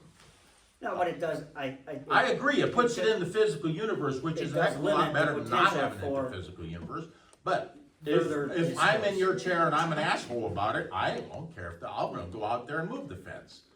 You know what I mean? Well, then that's legal terms where that's not good. but- Yeah, so then we get That's back, then we go back to legal, what's legal and what's not legal, and what I'm saying is, let's make it legal, and then, By putting a fence up. well, when Thank you for making my point. when it's legal when you write it down and sign it. Well, That's what makes it legal, the fence don't make it legal. Well, it's already legal, it's already certified. Yeah, I'm agreed, I totally agree with that. Obviously, that wasn't good enough, so we need to take it a Okay, so step I further. think we'll. Putting try up to a move fence on here. also, there's not just the initial fee of putting up a fence. Fences require maintenance. On both of our ends, correct? Yeah. And I'm willing to do it. I'm just asking the board to be So willing to it's, do it. you know, How that's, about we split the difference? One concern is that it's hard to keep the fence line clean, so what if you just put posts up, like I mentioned, then it's easier to mow around and keep it clean, and you'll know where the line is, because you'll have posts, I don't know, 10 feet apart or 12 feet apart. And then you know where that line is, it's easier to mow around and keep it clean on both sides. Just an idea. That's a good idea. Are you gonna mow your fence on that side? I'm not gonna move it. No, it's gonna be legal, like barbed wire, Oh, our half. Either double half on one. This has nothing to do with John, this is me. Or one My single name's and Andy. one single, you know what I'm saying? You can save on money if you do it, each guy does a half. It costs What's you the- more what's because the you're gonna cost of have a 3 fence? cents of post. Depends. You'd have roughly Well, doesn't that have to be, $700, and I would say, it should be discussed and bid on then, as far as what the cost to the township is gonna be. but one other thing we do have to, remember here is season is right around the corner. The boys will be moving in to start doing this, so we have a very small window to getting this taken care of, so there is no issues here in the very near future. The renters, the plant The renters, Right. yep. Yeah. Which, you know, they start, yep, so it was just, we have time here to, we don't have a lot of time, but we have time to, So you just wanna make sure that who's ever plowing doesn't go over into the town of Stubbs, right? want no issues at all, correct? No issues. That So takes you care of don't, it. so it doesn't matter what kind of fence or anything it is, as long as that, it I stops think that if from we go happening. legal for wire, I think the town has to match it. And I think that is Well, actually that's the a cheapest, but that is probably the Mark. cheapest fence we can put up, correct? It I mean, is- you've made fence, Andy, do I you mean, agree? I was making fence just before we came. Right, so I mean, is that, I feel like that is the cheapest style, nice, Oh, a barbed Correct. wire. I'm is- not trying to go to anything, I don't wanna spend more money than anybody wants to, correct? you Right, know? except if you wanna, you know, to me, it's the cleaning underneath. And if you can mow underneath, so I don't know. if we're gonna, to me, the high tinsel, your posts don't have to be very close. You don't, if we're not keeping cattle, what do we need for barbed wire? So what is the purpose of that? What's that? What did you just say? What's that? High tensile electric, it's much cheaper and it's easier to maintain. And you don't have to have a electric post in in it, it. it just has to be a certain number of wires. gentle would work out. Yeah, Yeah, Not opposed? one wire would work. I mean, yeah, but he wants 5 because that's a legal thing. 4, or whatever. yeah, Doesn't well, really if you matter. do barbed wire, but high tinsel, you don't. I need- think the legality We'd on have the to high look- we'd tensile have is to look up also what 3 or 4 because they strands, I'm not change it, sure. 'cause now there's high I know I tensils. don't can't. There's all the. Strands up there. Which, if we need to look up the high tensile that she's talking about, because I know nothing about it. But that would establish a line. just, it's wire without barbs. It's very tough wire. And Very tough animals wire, aren't gonna it's get easy to caught keep up in the taut. hole, it's not barbed wire. Because I do get the point it'd be easier on both sides to take care of any potential brush under it. If, Would you guys be okay with doing Well- that? Yeah, I mean, so you said, I have no idea, the high tensile is actually cheaper than barbed wire? I I'm really don't. pretty sure it is. I don't know. I The real honestly difference can't between a tell. high tensile and a barbed wire, it is about 100 times easier to maintain. And you don't have to, worry about mowing under it and getting your ass all scratched up by the high tensile. The guy, whoever mows the lawn, you could run your three lines this far apart at the top of the post. The guy can drive underneath there with his ride-along mower. It's not a big deal. Okay, cause the only thing I know is like, you know, you can get a spool of 1,300 feet of barbed wire for like $160, I think. Which gets you almost, Twice, basically it'll get you almost the whole what's that? twice around. No, yeah, I know, but one roll will do a section that is gonna be really close. For Right. 4, right? 6, 9, Well, yeah. it's 80 rods. 3, there you go, huh? It's 80 rods, right? Right, so with one, I'm saying you'd have $160 into wire with Yeah, barbed I wire. think high tensile is gonna cost more. So I think high tensile. that's costs why, more. and Except in the posts, well, I mean, I mean, how far would you put the post to? I mean, to me, if we had, even if we did barbed wire. I've had a one wire barbed wire in my backfield for years and it held the cattle. And it's one wire, and it is, but I mean, it's the steel posts. One keep wire. it- I'd like keep it T-posts, I mean, I'd like just the T-posts Yeah, myself. I think. that's easy to put in. But to keep your wire from sagging, especially out here in the prairie where it's gonna drift, you gotta have posts that are close enough to hold your wire up, or you will be out there every year Yeah. retightening. And then with corner posts, I mean, clearly we have to put our corner posts in, which I would take care of half of them, you know. You need an actual corner post to keep the tension so nothing sags. Yeah. I mean, anybody that's built a fence knows you gotta have one, you know. Oh, yeah. That's why you want a high tensile too, also because in every spring you just go out and tighten it up. Takes Right, like you 15 just seconds. crank it. It says it's 40 to 50% less cost-wise, the high. Really?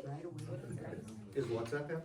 The high tensile, I have high tensile versus barbed wire, which one's cheaper, and they said it's 40 to 50% less with the high tensile.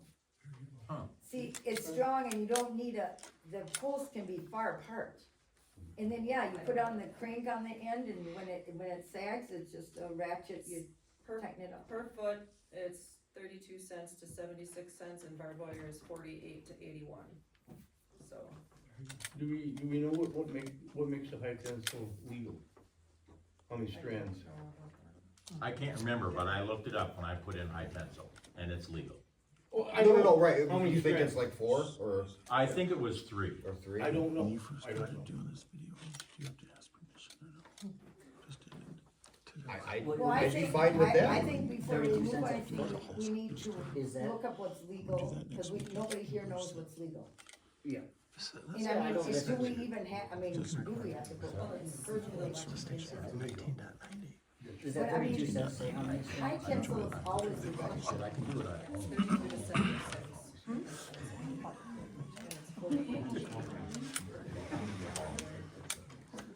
So maybe we just need to table this and find out what's legal. Well, we can't table it too long, because I would like this done before planting season. Okay, here's what I'll propose then. I'll propose that we table it for tonight, because we have to have another meeting anyway, probably to discuss the road numbers we talked about on pulverizing and shouldering Piper Road. So if we can, in the meantime, get some better numbers on a comparison between the 4-strand barbed wire that you're talking about versus the high tensile. Just say 4-strand, high tensile, whatever, yeah. Yeah. Or, you know, just, yeah. And we'll come up with some prices together, and then I will look into legality wise for high tensile. What is the requirement? I mean, what it sounds like is it's gonna be within $100 one way or the other, Yeah. because we're not gonna, the whole project for 300 feet is gonna be $600 with everything. And now if we're, you know, we're gonna be within $100, so we're kind of beating a dead horse, to tell you the Yeah, truth, but. well, I mean, dollar's a dollar. The dollar's a dollar, I agree. But, so would you just say $600 for your half? Roughly, yes. In materials? Material wise. wise. Okay, A legal fence in Wisconsin, particularly for ag land, must generally be at least 50 inches high, with the bottom no more than 4 inches from the ground. There you go. Legal fences consist of strong woven wire, barbed wire, or high tensile wire, It'll give us strands. or wooden boards. Fence must be sturdy and set no more than 8 to 33 feet apart, depending on the material. So obviously woven wire is gonna be expensive, we don't need wood, that'd be stupid. I mean, It'd look nice though. it would look nice. Statute is But I don't think anybody wants to pay for that. I don't want this to be an issue, clearly, I just want something there, so just a legal fence, so I'm thinking high tensile or barbed my wire. agenda. The one thing you guys have to decide is how are you splitting it? 50-50. You Say that stand- again? No, right. You stand on your side, 180 feet is gonna be down. Cause there's two I ways. stand on you can that do it. side, the other half of that line, Andy, cause I'm facing. Yep. So you could end up with another set of corners in the middle of these main corners. I think Oh, what yeah, we can no. put. You know what I'm saying? What would be the simplest for us to do is if we could just get something written down where I maintain this half, or vice versa, and you maintain, you know what I Quite mean? frankly, that is the law, and I've never seen it done, but Right, if anybody, when they decide the fence lines, it's supposed to be on file with the town clerk. And I do know, and I don't know how your guys is, but on my home farm, but Dad let me know what they were, and what you said to the right and to the left, that isn't how it is on my farm, on all of them. Cause you had a previous agreement with the landowner, Right, and you kept it, and that's fine. right. And so, you know, and there's been no fence here, so this would be a new agreement. Okay. But in that sense, it only makes sense, one to do the backstretch and one to do the. I would agree And 100%. that's fine, but that's why I'm asking. Yeah, But that's a whole other set of posts for both sides. Yeah, I mean, which, I personally am in agreement that, and I understand your position. So we'll table it for tonight, get some better information on costs and legality wise, the requirements from Wisconsin Towns Association, or whoever we gotta talk to about. Getting it in writing, like you said, or whatever else, and then we'll, It's recorded here. yeah, right. Okay? Yeah. All right, let's go to board, to review annual state CT report for accuracy and approval.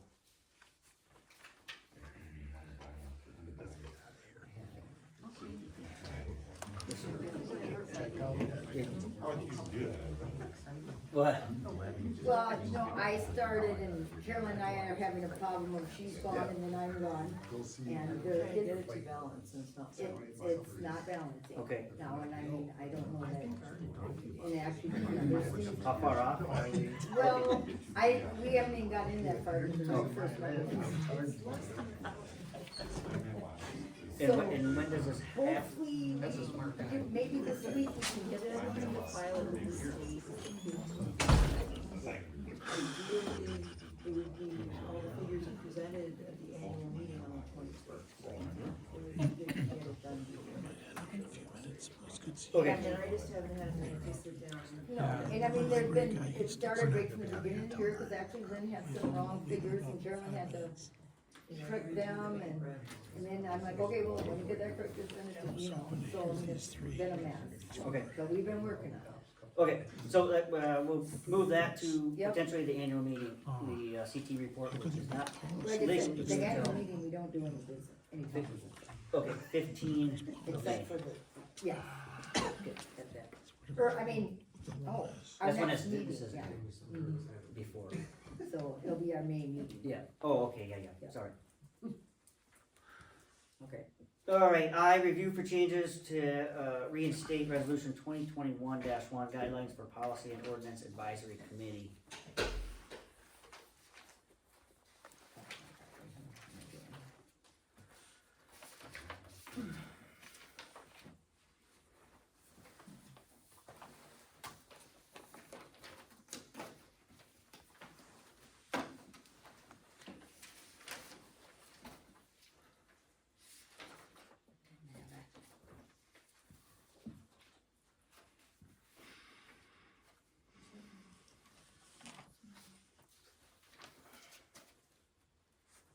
What was the number? 2021. 2021-1, do we have that? It looks like this, I have one, I mean, this is mine, Oh, I see. The number's here on the top. yeah, it's different Oh, I format. The top is 20.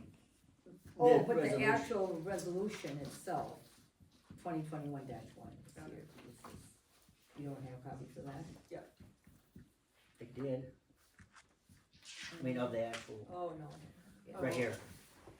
Maybe here, I can just look at it, it's fine. This one. Oh, yeah, it's all messy. So what do we have on this one? I think,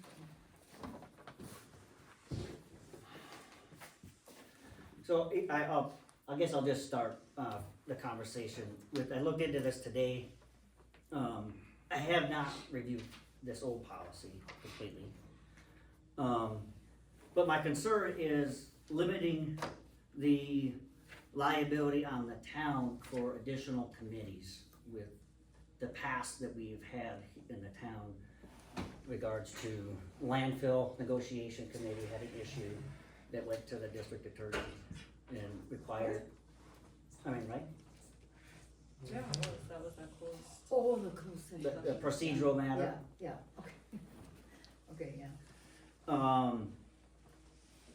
What does that So have to do I'm with the hesitant. policy committee? I mean, yeah. It's we a can't- committee that the town established, right, the landfill committee, so would this be.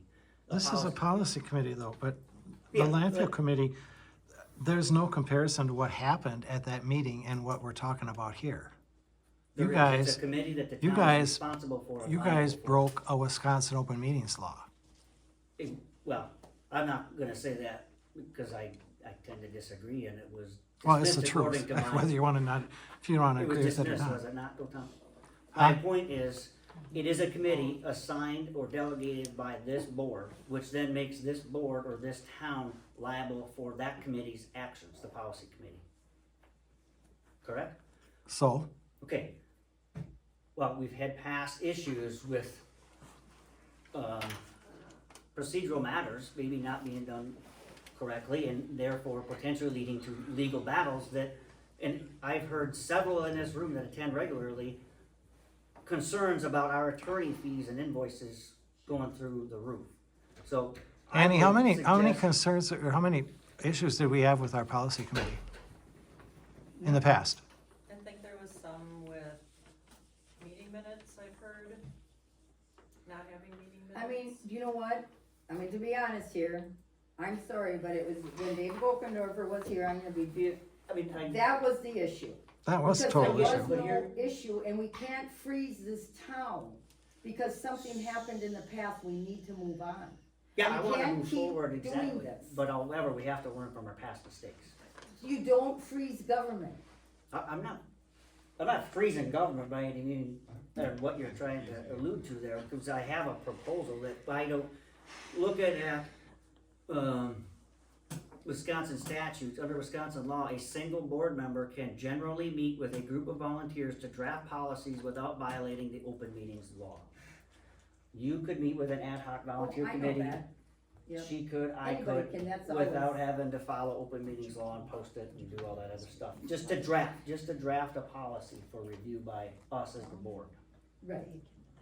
That would be my suggestion, is to do that. When we have, like, we have several policies here that we're looking to discuss. Retention policy for town officials, policy of personal, use of, town computers and phones, whatever. We identify things that we want to discuss for potential policy. Why can't we just then say, when we talk about these individually, Annie, why don't you head up a volunteer ad hoc committee to draft a policy on open records policy for the town, and then we can review it at May's regularly scheduled board meeting. Are you saying you want a town board member to head it? Or just the community to do it? Because, I mean, to me, that's the one thing, you know, the community member gets involved. They, I mean, I think it's kinda nice, cause they do get involved with the town and they start coming to some of the meetings.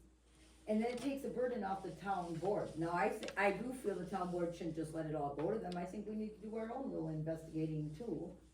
Because we are the ones that ultimately, I agree. you know, decide. but I feel bad that you did not read this, I think it reads quite well, The 2021 policy. yeah. Yeah. We've never, ever had any trouble with it.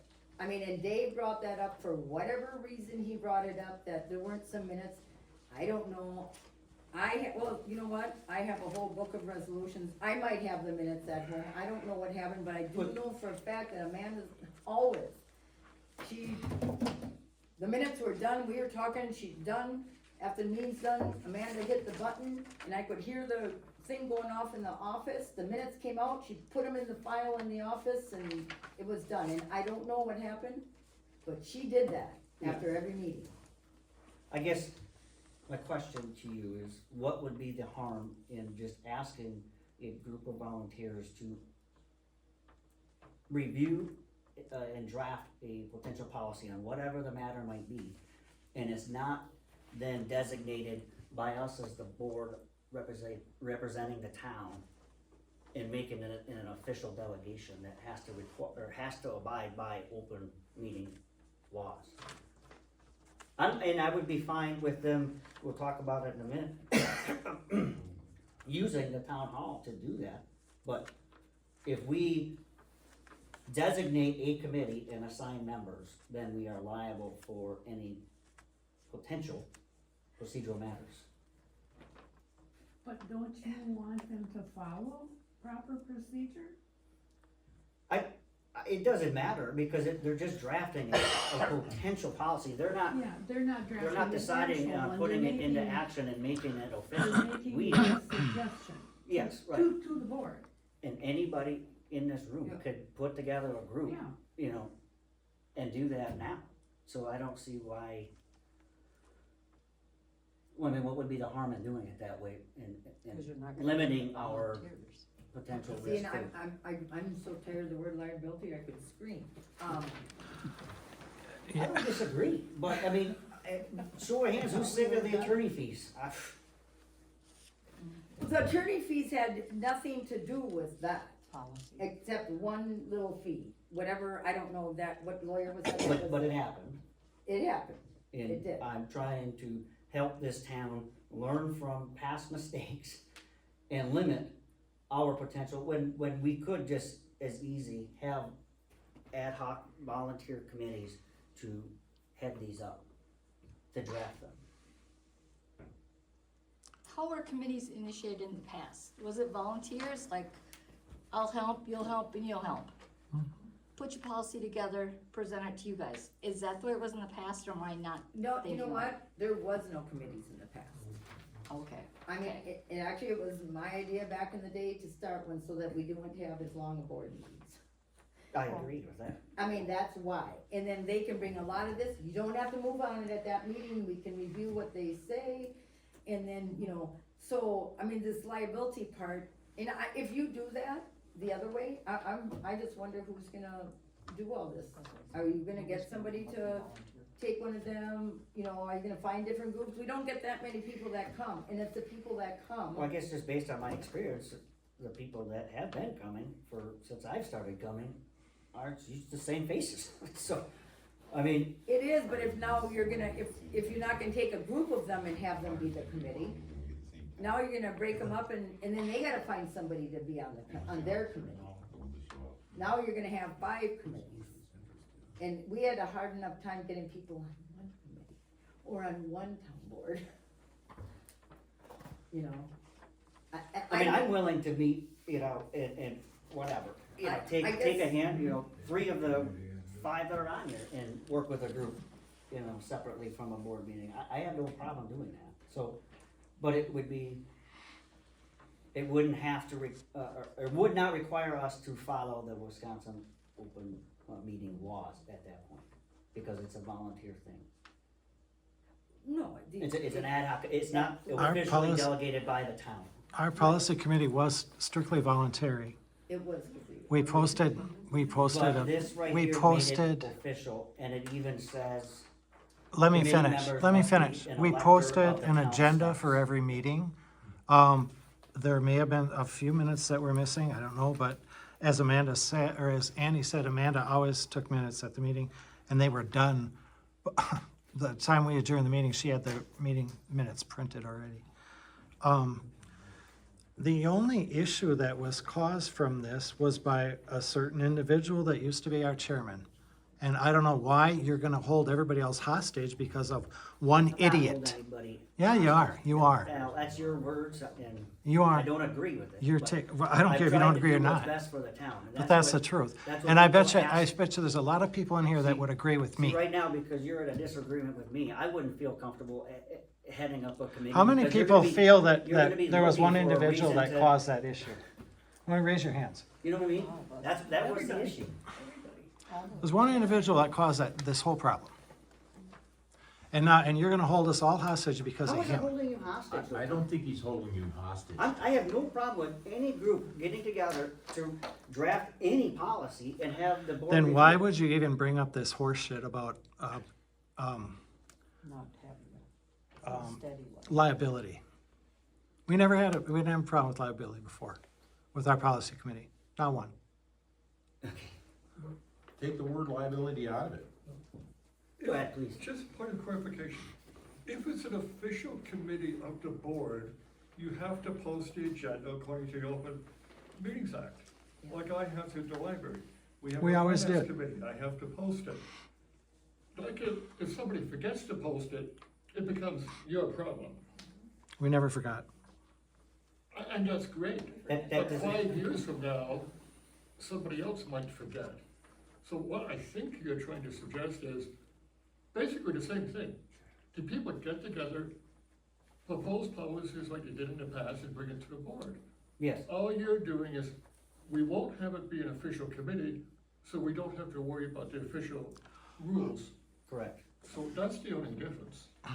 You'll be able to do everything you've done in the past, Correct. but they won't have to worry about 10, 15 years Posting from now. agendas, people posting in forget- minutes, any of that stuff. You've done it all right in the past, but that doesn't mean 10 years from now. Well, there goes transparency. If nobody knows what our agenda is or what's gonna be talked about, You can post the agendas, and I think it's a good idea to do so.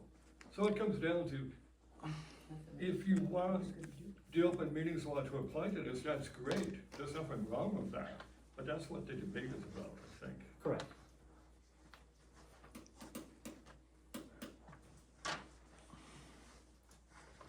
So we would just leave it up to the people, if they feel they wanna do something, they can just approach the board and do something. That's my suggestion. It doesn't have any, real weight, what the committee does until the actual town board votes on it. It's just some people getting together and talking about it and proposing something. it's called an advisory committee. Doesn't matter, it doesn't have. We any- don't make it decisions, we advise. No, he's No, I That's it. understand, that's basically exactly what I'm saying. Yeah, good. It, He's saying, it doesn't have any weight because it's an advisory committee until it gets to the board. So whether you keep minutes or don't keep minutes, or whether you sit in left-hand chairs or right-hand chairs, doesn't really matter because it doesn't hold any weight until the board votes on it. If the board says, Billy, Joe, and Pete, please do this, and Billy, Joe, and Pete say, sorry, I don't want to, then it's back to the board. Still no weight, still no liability as far as I'm concerned. Let me ask this, let me just grab a couple of these. So of the people in attendance, who would be willing to get together with, and discuss, a potential email retention policy for town officials? I could do it. Email retention, meaning, Retaining emails that are, public emails, our emails. the Yeah. board, the you board mean the is, boards, because when we get an open records request, Yeah. I mean, this was a disaster. So we have to have a plan, which, you know, maybe I'm just gonna put this out there, every month, all of us take our emails and forward them, put them in a folder and send them to the clerk. You know, every month. and then you. Or not even do it that way. Right. Just CC the ad hoc committee member Joe about with There's your no, emails. this isn't an ad hoc committee. Or That's what I'm the asking. whatever type of, whatever, I just whatever got name you two wanna name it, volunteers you and- name it that name. And if I'm on that Jump on it. committee, Oh, you're. you CC me with your emails. All your emails get CC'd to me. And if they don't get CC'd to me, they don't have any, weight. And if you wanna say that in your, ordinance, that however you want it, to me, what matters is what the ordinance or document says. If you say the document says that I have power, then I have the power. I think If you Brad's say the just document asking- says I think don't have the Brad's power, I just don't. asking if there's people in the room here that would be willing to sit on, to come up with a policy, is that what you're asking? Sure. Right. Yeah, we're not looking to solve the policy right now. No. He's Yeah, just oh, yeah. asking if there's You're somebody. right. No, and I understand the need for, a potential committee, because, I mean, there's Somebody One, spent two, 600 three, bucks four. on Yeah, it. we could be here all night. 5, 6, Yeah. 6 policies for discussion on here. So, I understand the need, but I am just simply saying, you could do it now. I could grab these 2 volunteers right here, and we could throw together a draft policy on personal use of the phones and computers and a retention policy and present it to the next. Okay, done. 3 people? We only got 3 people for one committee so far. But that's an farther example. than we were. Pam, thoughts? I agree with you, I think there shouldn't be an appointed committee, because then you have to go through all those loopholes just to meet. Why can't, it's the same thing as if you were just to come here and meet without agendas and minutes, you're gonna get the same product anyway. Well, that's where your problem came in with that committee. You had an agenda, it wasn't followed properly. Yeah, I mean, yes, it was and it wasn't, but if you have an executive session, you have to announce that, you have to have a roll call vote, and then you have to ask people to leave. You can't just say, okay, you guys Yeah. gotta leave now. You Yeah. can't do Right, that. and I get that, and, you know, besides, you know, the issue of potential procedural matters, on future committees, it's also, in my opinion, more efficient if I was to just have an ad hoc committee, because I don't have to follow that 24-hour agenda meeting posting and minutes following the meeting. I could come up with an idea tomorrow morning about this retention policy and ask Josh and Mr. Vanderloop, hey, could we meet on Saturday and discuss this idea and any ideas you might have, and then we do it, and it's ready, it's efficient, it's effective. That's real interesting because I am on the county board and we have a lot of ad hoc committee meetings. Every one of them has an agenda. Every one of them takes minutes. So I'd like to know, I mean, we're following, you know, the meetings policy at the county level. How do you think we can get away with not doing that here? Well, when I looked it up earlier today, under Wisconsin law, a single board member can generally meet with a group of volunteers to draft policies without violating the open meetings law. No quorum. A meeting requires a quorum, so as long as there's only one board member with that group. Does it there's no say quorum. an ad hoc meeting? Because you're using the wrong terminology then. I mean, it is okay, I believe it's okay to do that. As a matter of fact, you don't even need a board member there. If, you don't even need a board member there, it can just be community members. Doesn't have to be a board. What you're saying, Brad, is as long as it's just one board member, then it's not a quorum. It's not a Correct. Right. It's not. Yeah. So I am in favor of having a group of people review a policy. It'll save us some time in the long run as a group, and everybody else attending these meetings, as you said, it's been 2 hours already. So, Because you've used the example a couple times, you'll ask him, and you'll ask him. Are you always the decision maker of who's gonna put these policies No. together? no, I had an asked example. and I put my hand up. Yeah. No, I know, but you have said that, so, but basically are you saying that you're not gonna be the one putting together the committees all the time when we need Correct. to address this or that? Okay, then how would that work?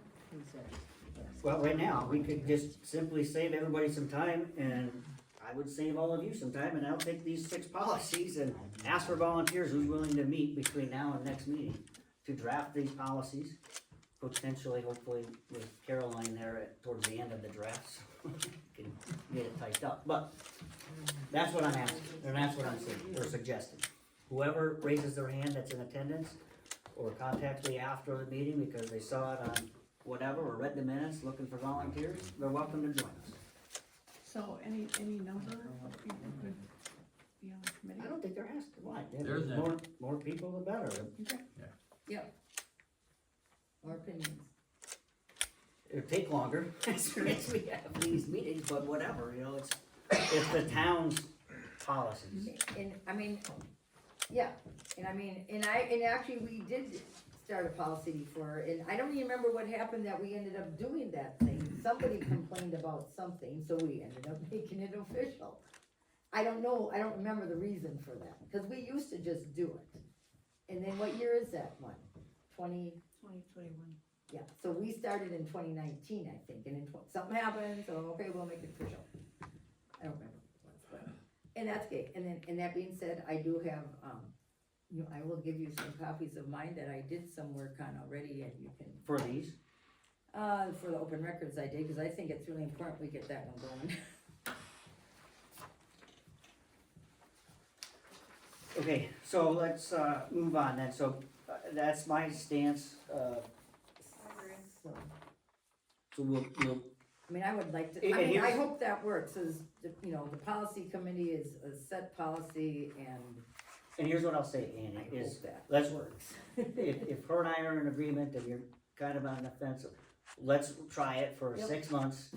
Yep. Get through these policies, have it drafted up, and see how it flows, And I and will if it say doesn't this flow, then we'll Also, now that I consider think this. of it, other than all the policies, half of them, what we did got tore apart last year. When we started, we made a lot of policies. Other than just because of everything that happened here now, this last year, this is what most of this is about. We don't have much after that, I don't think. Yeah, so Location, you know. let's try it out for 6 months, that's my Okay, suggestion. I'm good with that. Okay. So moving on then to review, or J, review for changes in reinstate resolution, town hall rental policy. I guess right now I'd ask for, I'm in favor of this, I have a sample one that I found. Okay, we had one. Yeah, and we looked at that last month, and then with somebody in the audience brought up the amount of the deposit was, I think, the main issue, and then, concern of a checklist for cleaning, and I don't know what the other items are, you know, off the top of my head, but here's a town of Lima, Wisconsin one. But I would say then, to speed this up and get to an end here, I would ask right now, who's interested in helping draft a town hall rental policy for the town of Stubbs? Okay, what I will just ask is I'll put after the Sign-up meeting, sheet. a sign-up sheet for you, put your name and phone number on there, and then, I'll head that up, or if you want me to, or any one of you could add it up if you want, I don't care. So, Are you all right. looking for a charge, like even for nonprofit groups, or whatever we come up with, present to you?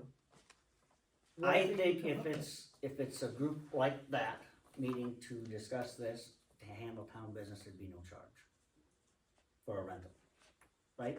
For the Lake for Association. the Lake The lake. Association, yeah. And But we are for- nonprofit, I mean, we are. Yeah, right, for the Lake Association and or any policy group that wants to use the hall to meet, or you can meet wherever, I don't care, but it can be here, at no charge. Any disagreement? No, I mean, that was what we always did, the nonprofits did not charge. So I'll make a sign-up sheet and leave this, sample one back there for whoever wants to head that up. Can I ask something though? I mean, I wanna be on the policy, but for entrance, do you want us to make the policy saying it always was contact the town chairman to come and open the door? Do you want that responsibility, or do you want to assign the key Yeah, it could be, that's fine. I Okay, could, I just mean, so- they can contact me and then I could contact somebody if I'm out of town. And they could come and open. Okay, okay, so keep it like it was then. I mean, I'm Sure. just asking stuff that, Yeah. that we had to do in the past, okay? I'm okay with that. Okay, then what about, resolution 2025-13, limiting, oh, that's what I'm talking about. Yeah. Those two go together, J and K, correct? Well, they don't go together because they were two separate ones. Oh, We wanna cancel this one because then the Lake Association cannot Okay. come here. Nobody can come I here. made the resolutions that okay, let's look at that. cancel all these things that,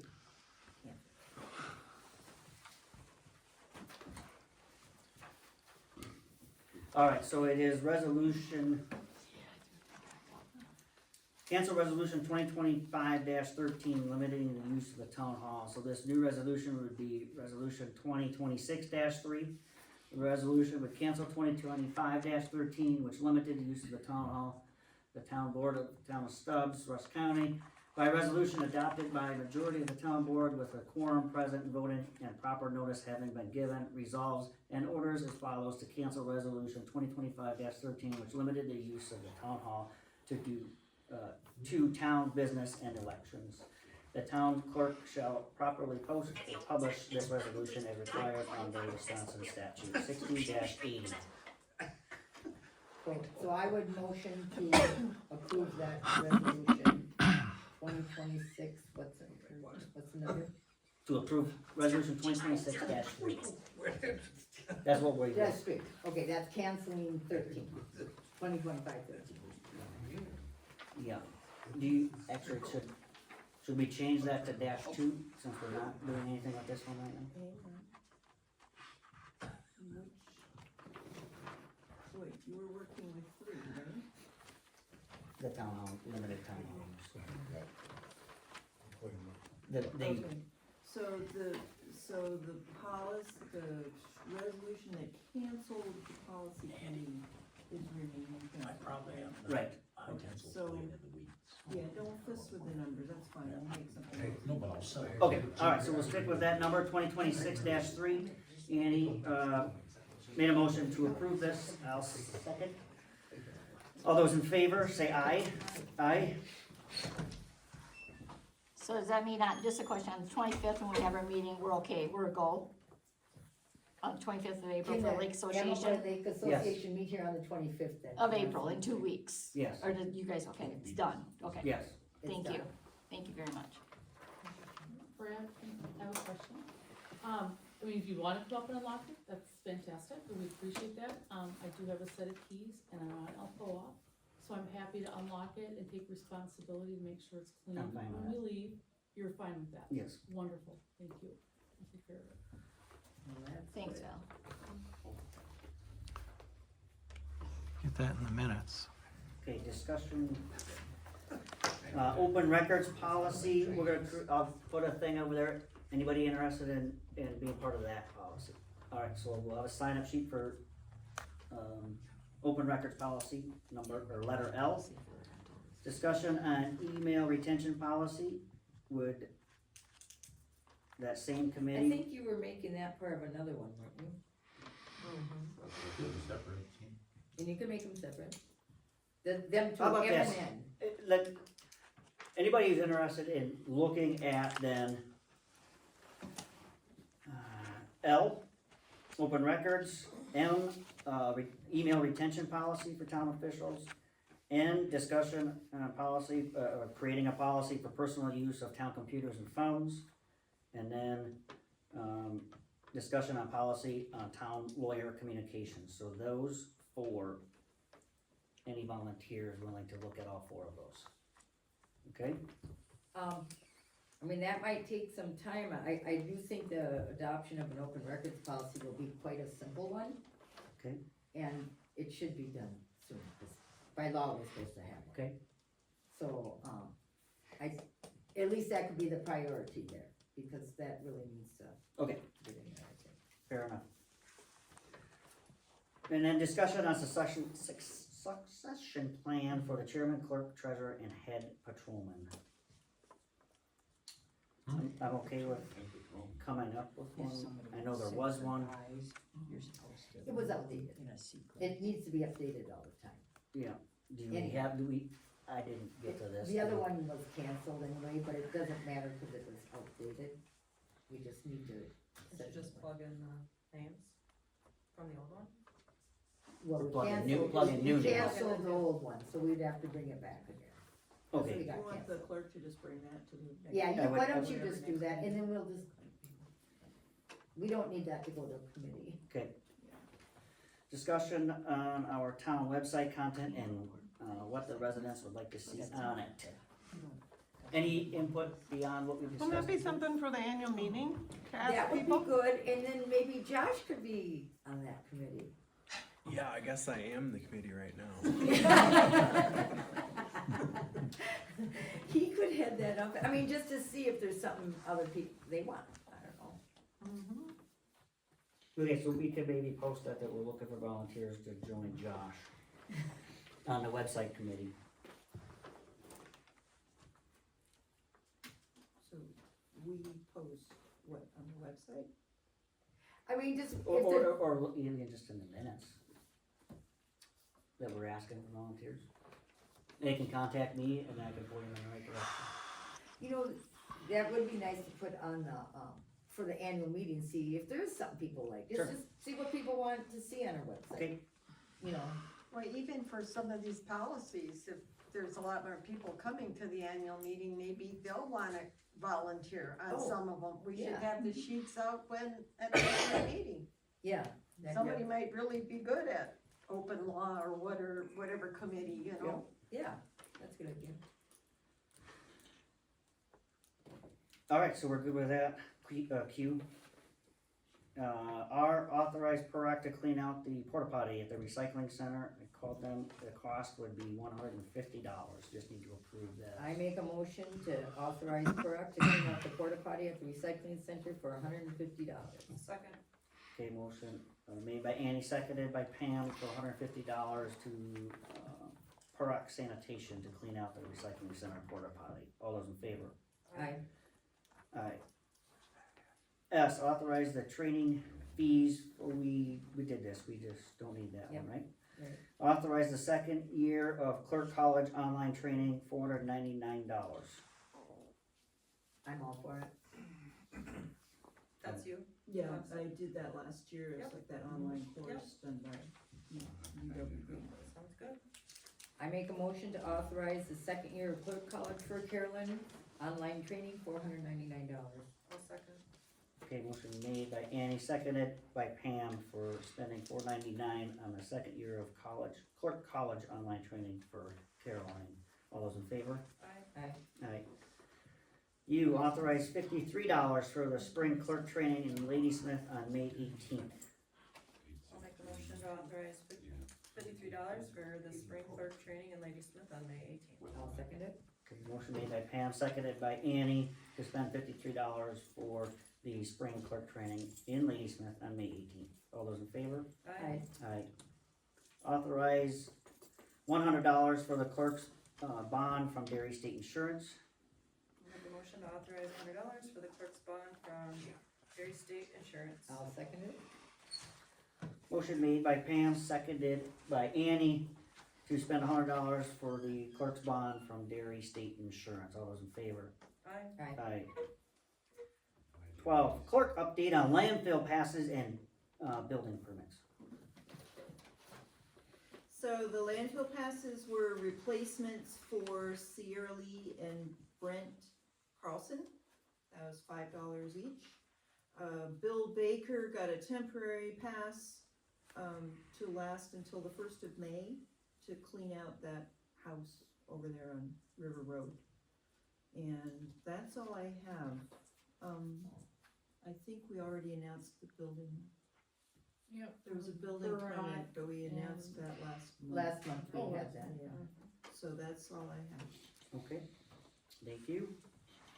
13, approval of monthly bills for payment. And you should have gotten a checklisting and invoice Yeah. thing. I did. Carolyn, I just wanna, I'm looking at the which one was it? Budget detail, I guess I noticed it. You have 255.15 under clerk and treasurer bonds, I believe 155.15 should have been for your mileage. Oh, I think you put it under treasure bond and it needs to be under you're mileage.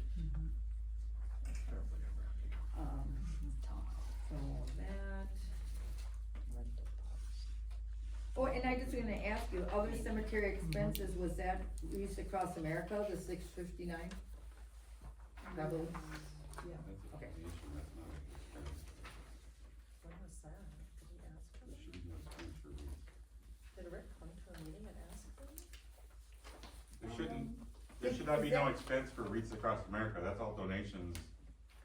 No, Doesn't but make sense. we donate. Right, well, you're saying, you're calling it an expense, I'm like, it's backwards. Oh, well, it's Oh, under your us, expense to pay it's them, a okay, cemetery gotcha. expense for us, cause we Gotcha. donate to that, yeah. I concur. I'm just gonna ask you, Carolyn, what's window EVPS? Window envelopes. Oh, does it? Okay. All my life, EVPS has been envelopes. Just curious.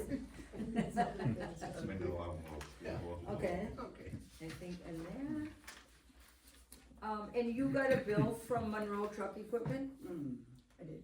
They sent you a bill. Okay, I find, it's so weird, it's exactly what the same as the truck was. And I thought it was cheaper, I thought it was gonna be like 80,000 or something. Oh, Because the truck was 103,000 and so was the rest of it then. yeah. Yeah, okay. Just wanted to make sure that you didn't just, Well, it's 102 something, and Yeah. then there's a lamp that went out, so they ordered a lamp. okay. And the salted sand, is that all ours or is that something that gets billed to the? That's all of ours. That's all There right. was no. Okay. And the state payroll taxes, it says Q1, I thought you paid them all at the end of the year. No, we got a notice from the state because we paid such a huge amount at the end of the year that they want us to pay quarterly. Oh, okay, Oh, yeah. okay, quarterly now, not yearly. All right.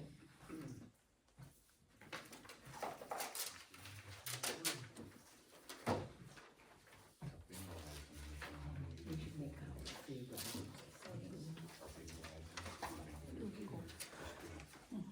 Okay.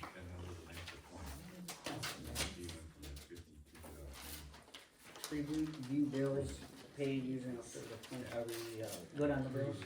Or you have to look I at it? haven't seen it yet. Is there another thing, what's the next thing? Approve the transfer of funds as necessary. Oh, so I'm just gonna ask, where are we at with, changing the accounts? We've got waste management agreeing to pay into the checking next quarter, and that's as far as we got. Okay.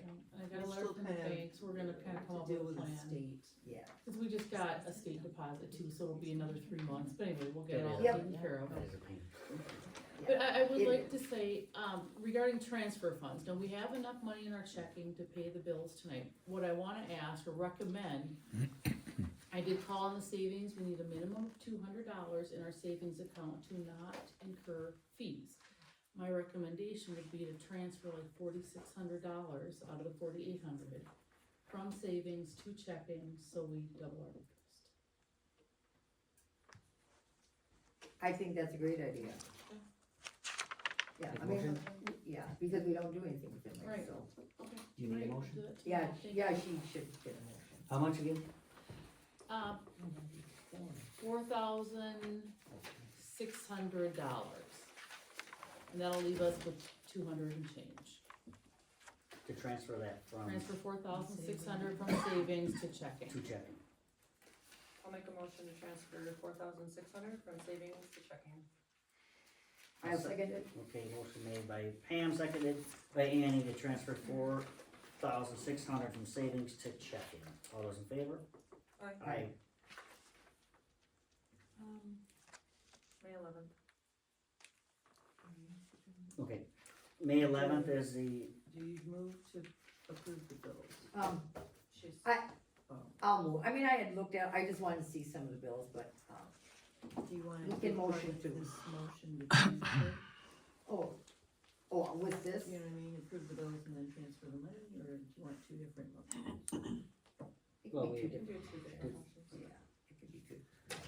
May 11th at 6 PM for our next regularly scheduled meeting, the 21st of April, at what time? 7 is the scheduled annual meeting. Any other business? Oh, the open book is going to be on the 29th of April. Wow. From 4 to 6. And you can call the assessor, look at the book, call the assessor if you have any questions. Now is the time to do it, because trying to do it through the board of review is a lot of paperwork. Did you say the 29th, Caroline? Yeah. And we'll post it and everything too. It's an opportunity for property owners to meet with the assessor. And the board of review for that is May May 7th. 7th. What time is that? What date was the open book again? April 29th? The open book is 29 April 29. at Thank you. 4 PM, 4 to 6. It was May 7th for the, May 7th for the, 27th is the board of review. okay. So, that being said, didn't we before, but now you were not clerking, now you are, did we not do an ordinance to have you meet? Did we do that? Excuse me. But we gotta do it again? Motion to have a training. You missed the party. I took the liberty of ordering the materials. No, I'm not talking about that, not that. So then what are you talking about? I'm talking about Oh, be you a being a, vote or, yes, And that I- was, we approved that for me to be a voter last year. right, so it needs to be done again because there was a break in there, I believe. Hmm. And maybe not, if we can find it, maybe just as the clerk can be, It wouldn't take much to just do it there and then be done with it too. do what the. Just make that motion and approve it at the meeting for her to be a voting member. We can do that during the meeting, right? Oh, I believe so. no, we can do that at that special meeting. Yeah, we're gonna have to have a special meeting for some research. Yeah, do it then, Okay. because we gotta do it before the deal there. Okay, That, the fence, and the roads. the roads. Okay, I do, there's the bill here, and I do have a question on the bill here, because, Baki Norman had all this with the open records request. 219. And I'll have to look, cause I'm like, okay, I don't remember getting an email from them. It has to email me twice.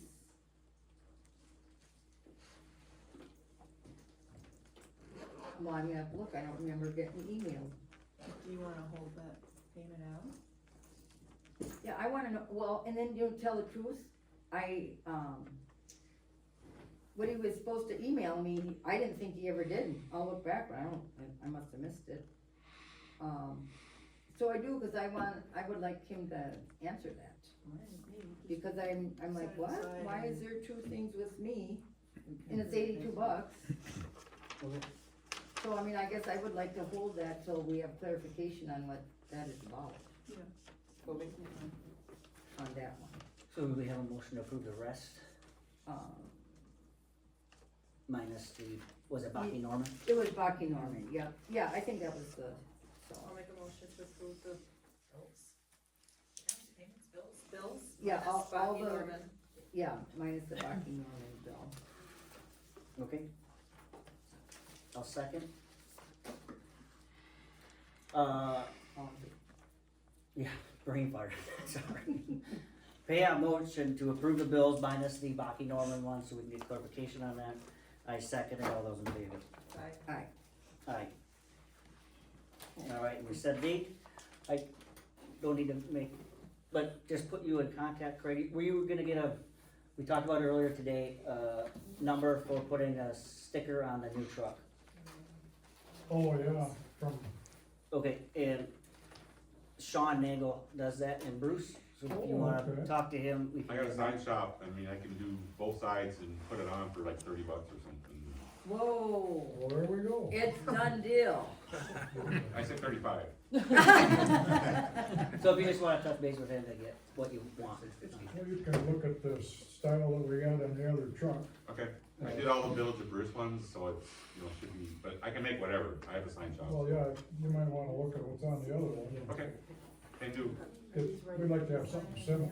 yep, and I know they need to be labeled, so you can't just drive around. Okay, Alright, thank you. Make a motion to adjourn? I got something. Oh, sorry. Sorry, if we can circle back to, I don't know, section D or line whatever. I'm also in the Legion, so I got a hold of Rick Spot quick, and he says that, regarding the Apollonia Cemetery. Yeah. He says that there's no set fee, you charge basically whatever you think is appropriate for maintaining graves. For example, Island Lake had charged $1,200 to have a tree removed, and they got reimbursed for that. There's 115 veterans, not including spouses, in Apollonia, and there's 350 veterans in the Bruce Cemetery, not How many including in spouses. Apollonia? 115, according to, he did a count. Is there that many in there? That's what he says, so unless he mixed it up. Oh, Point maybe is- that's both cemeteries. Possible. Yeah. I know, well, Apollonia is where the Legion's named after, can't think of the name of our Legion. Anyway, the guy's named after our Legion's buried in Apollonia on the East west side. end. Earl Conley, Oh, Conley. Earl J. Conley. he's buried in that cemetery. Oh, okay. So, anyway, I just wanted to put that out there, that there's no set fee, you just charge whatever you think, whatever the cost is to maintain that for our veterans. Okay? And you can I'm gonna start charging. maybe take a look and see if there are any that, cause we did at Village of Warehouser, hired somebody to come in and do some cleaning, and there were some that were tipped. And they came, so we could maybe take a look and see what sites maybe need some attendance, and then. And usually with the veterans, they all have a marker put on for like Memorial Day or whatever, so then that's an easy count, Yeah. you'll see all the markers on the veterans. But Yeah. Anyway, I just wanna put that out there. Thank you. Right. Yeah. So do we have a second motion? I made a motion to adjourn. Okay, I'll- Alright, all those in favor, say aye. Aye. Meeting adjourned.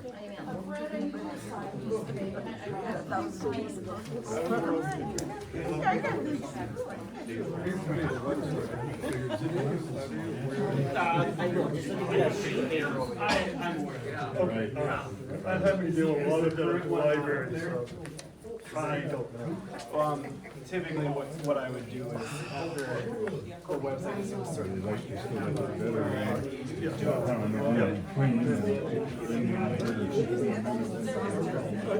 Yeah.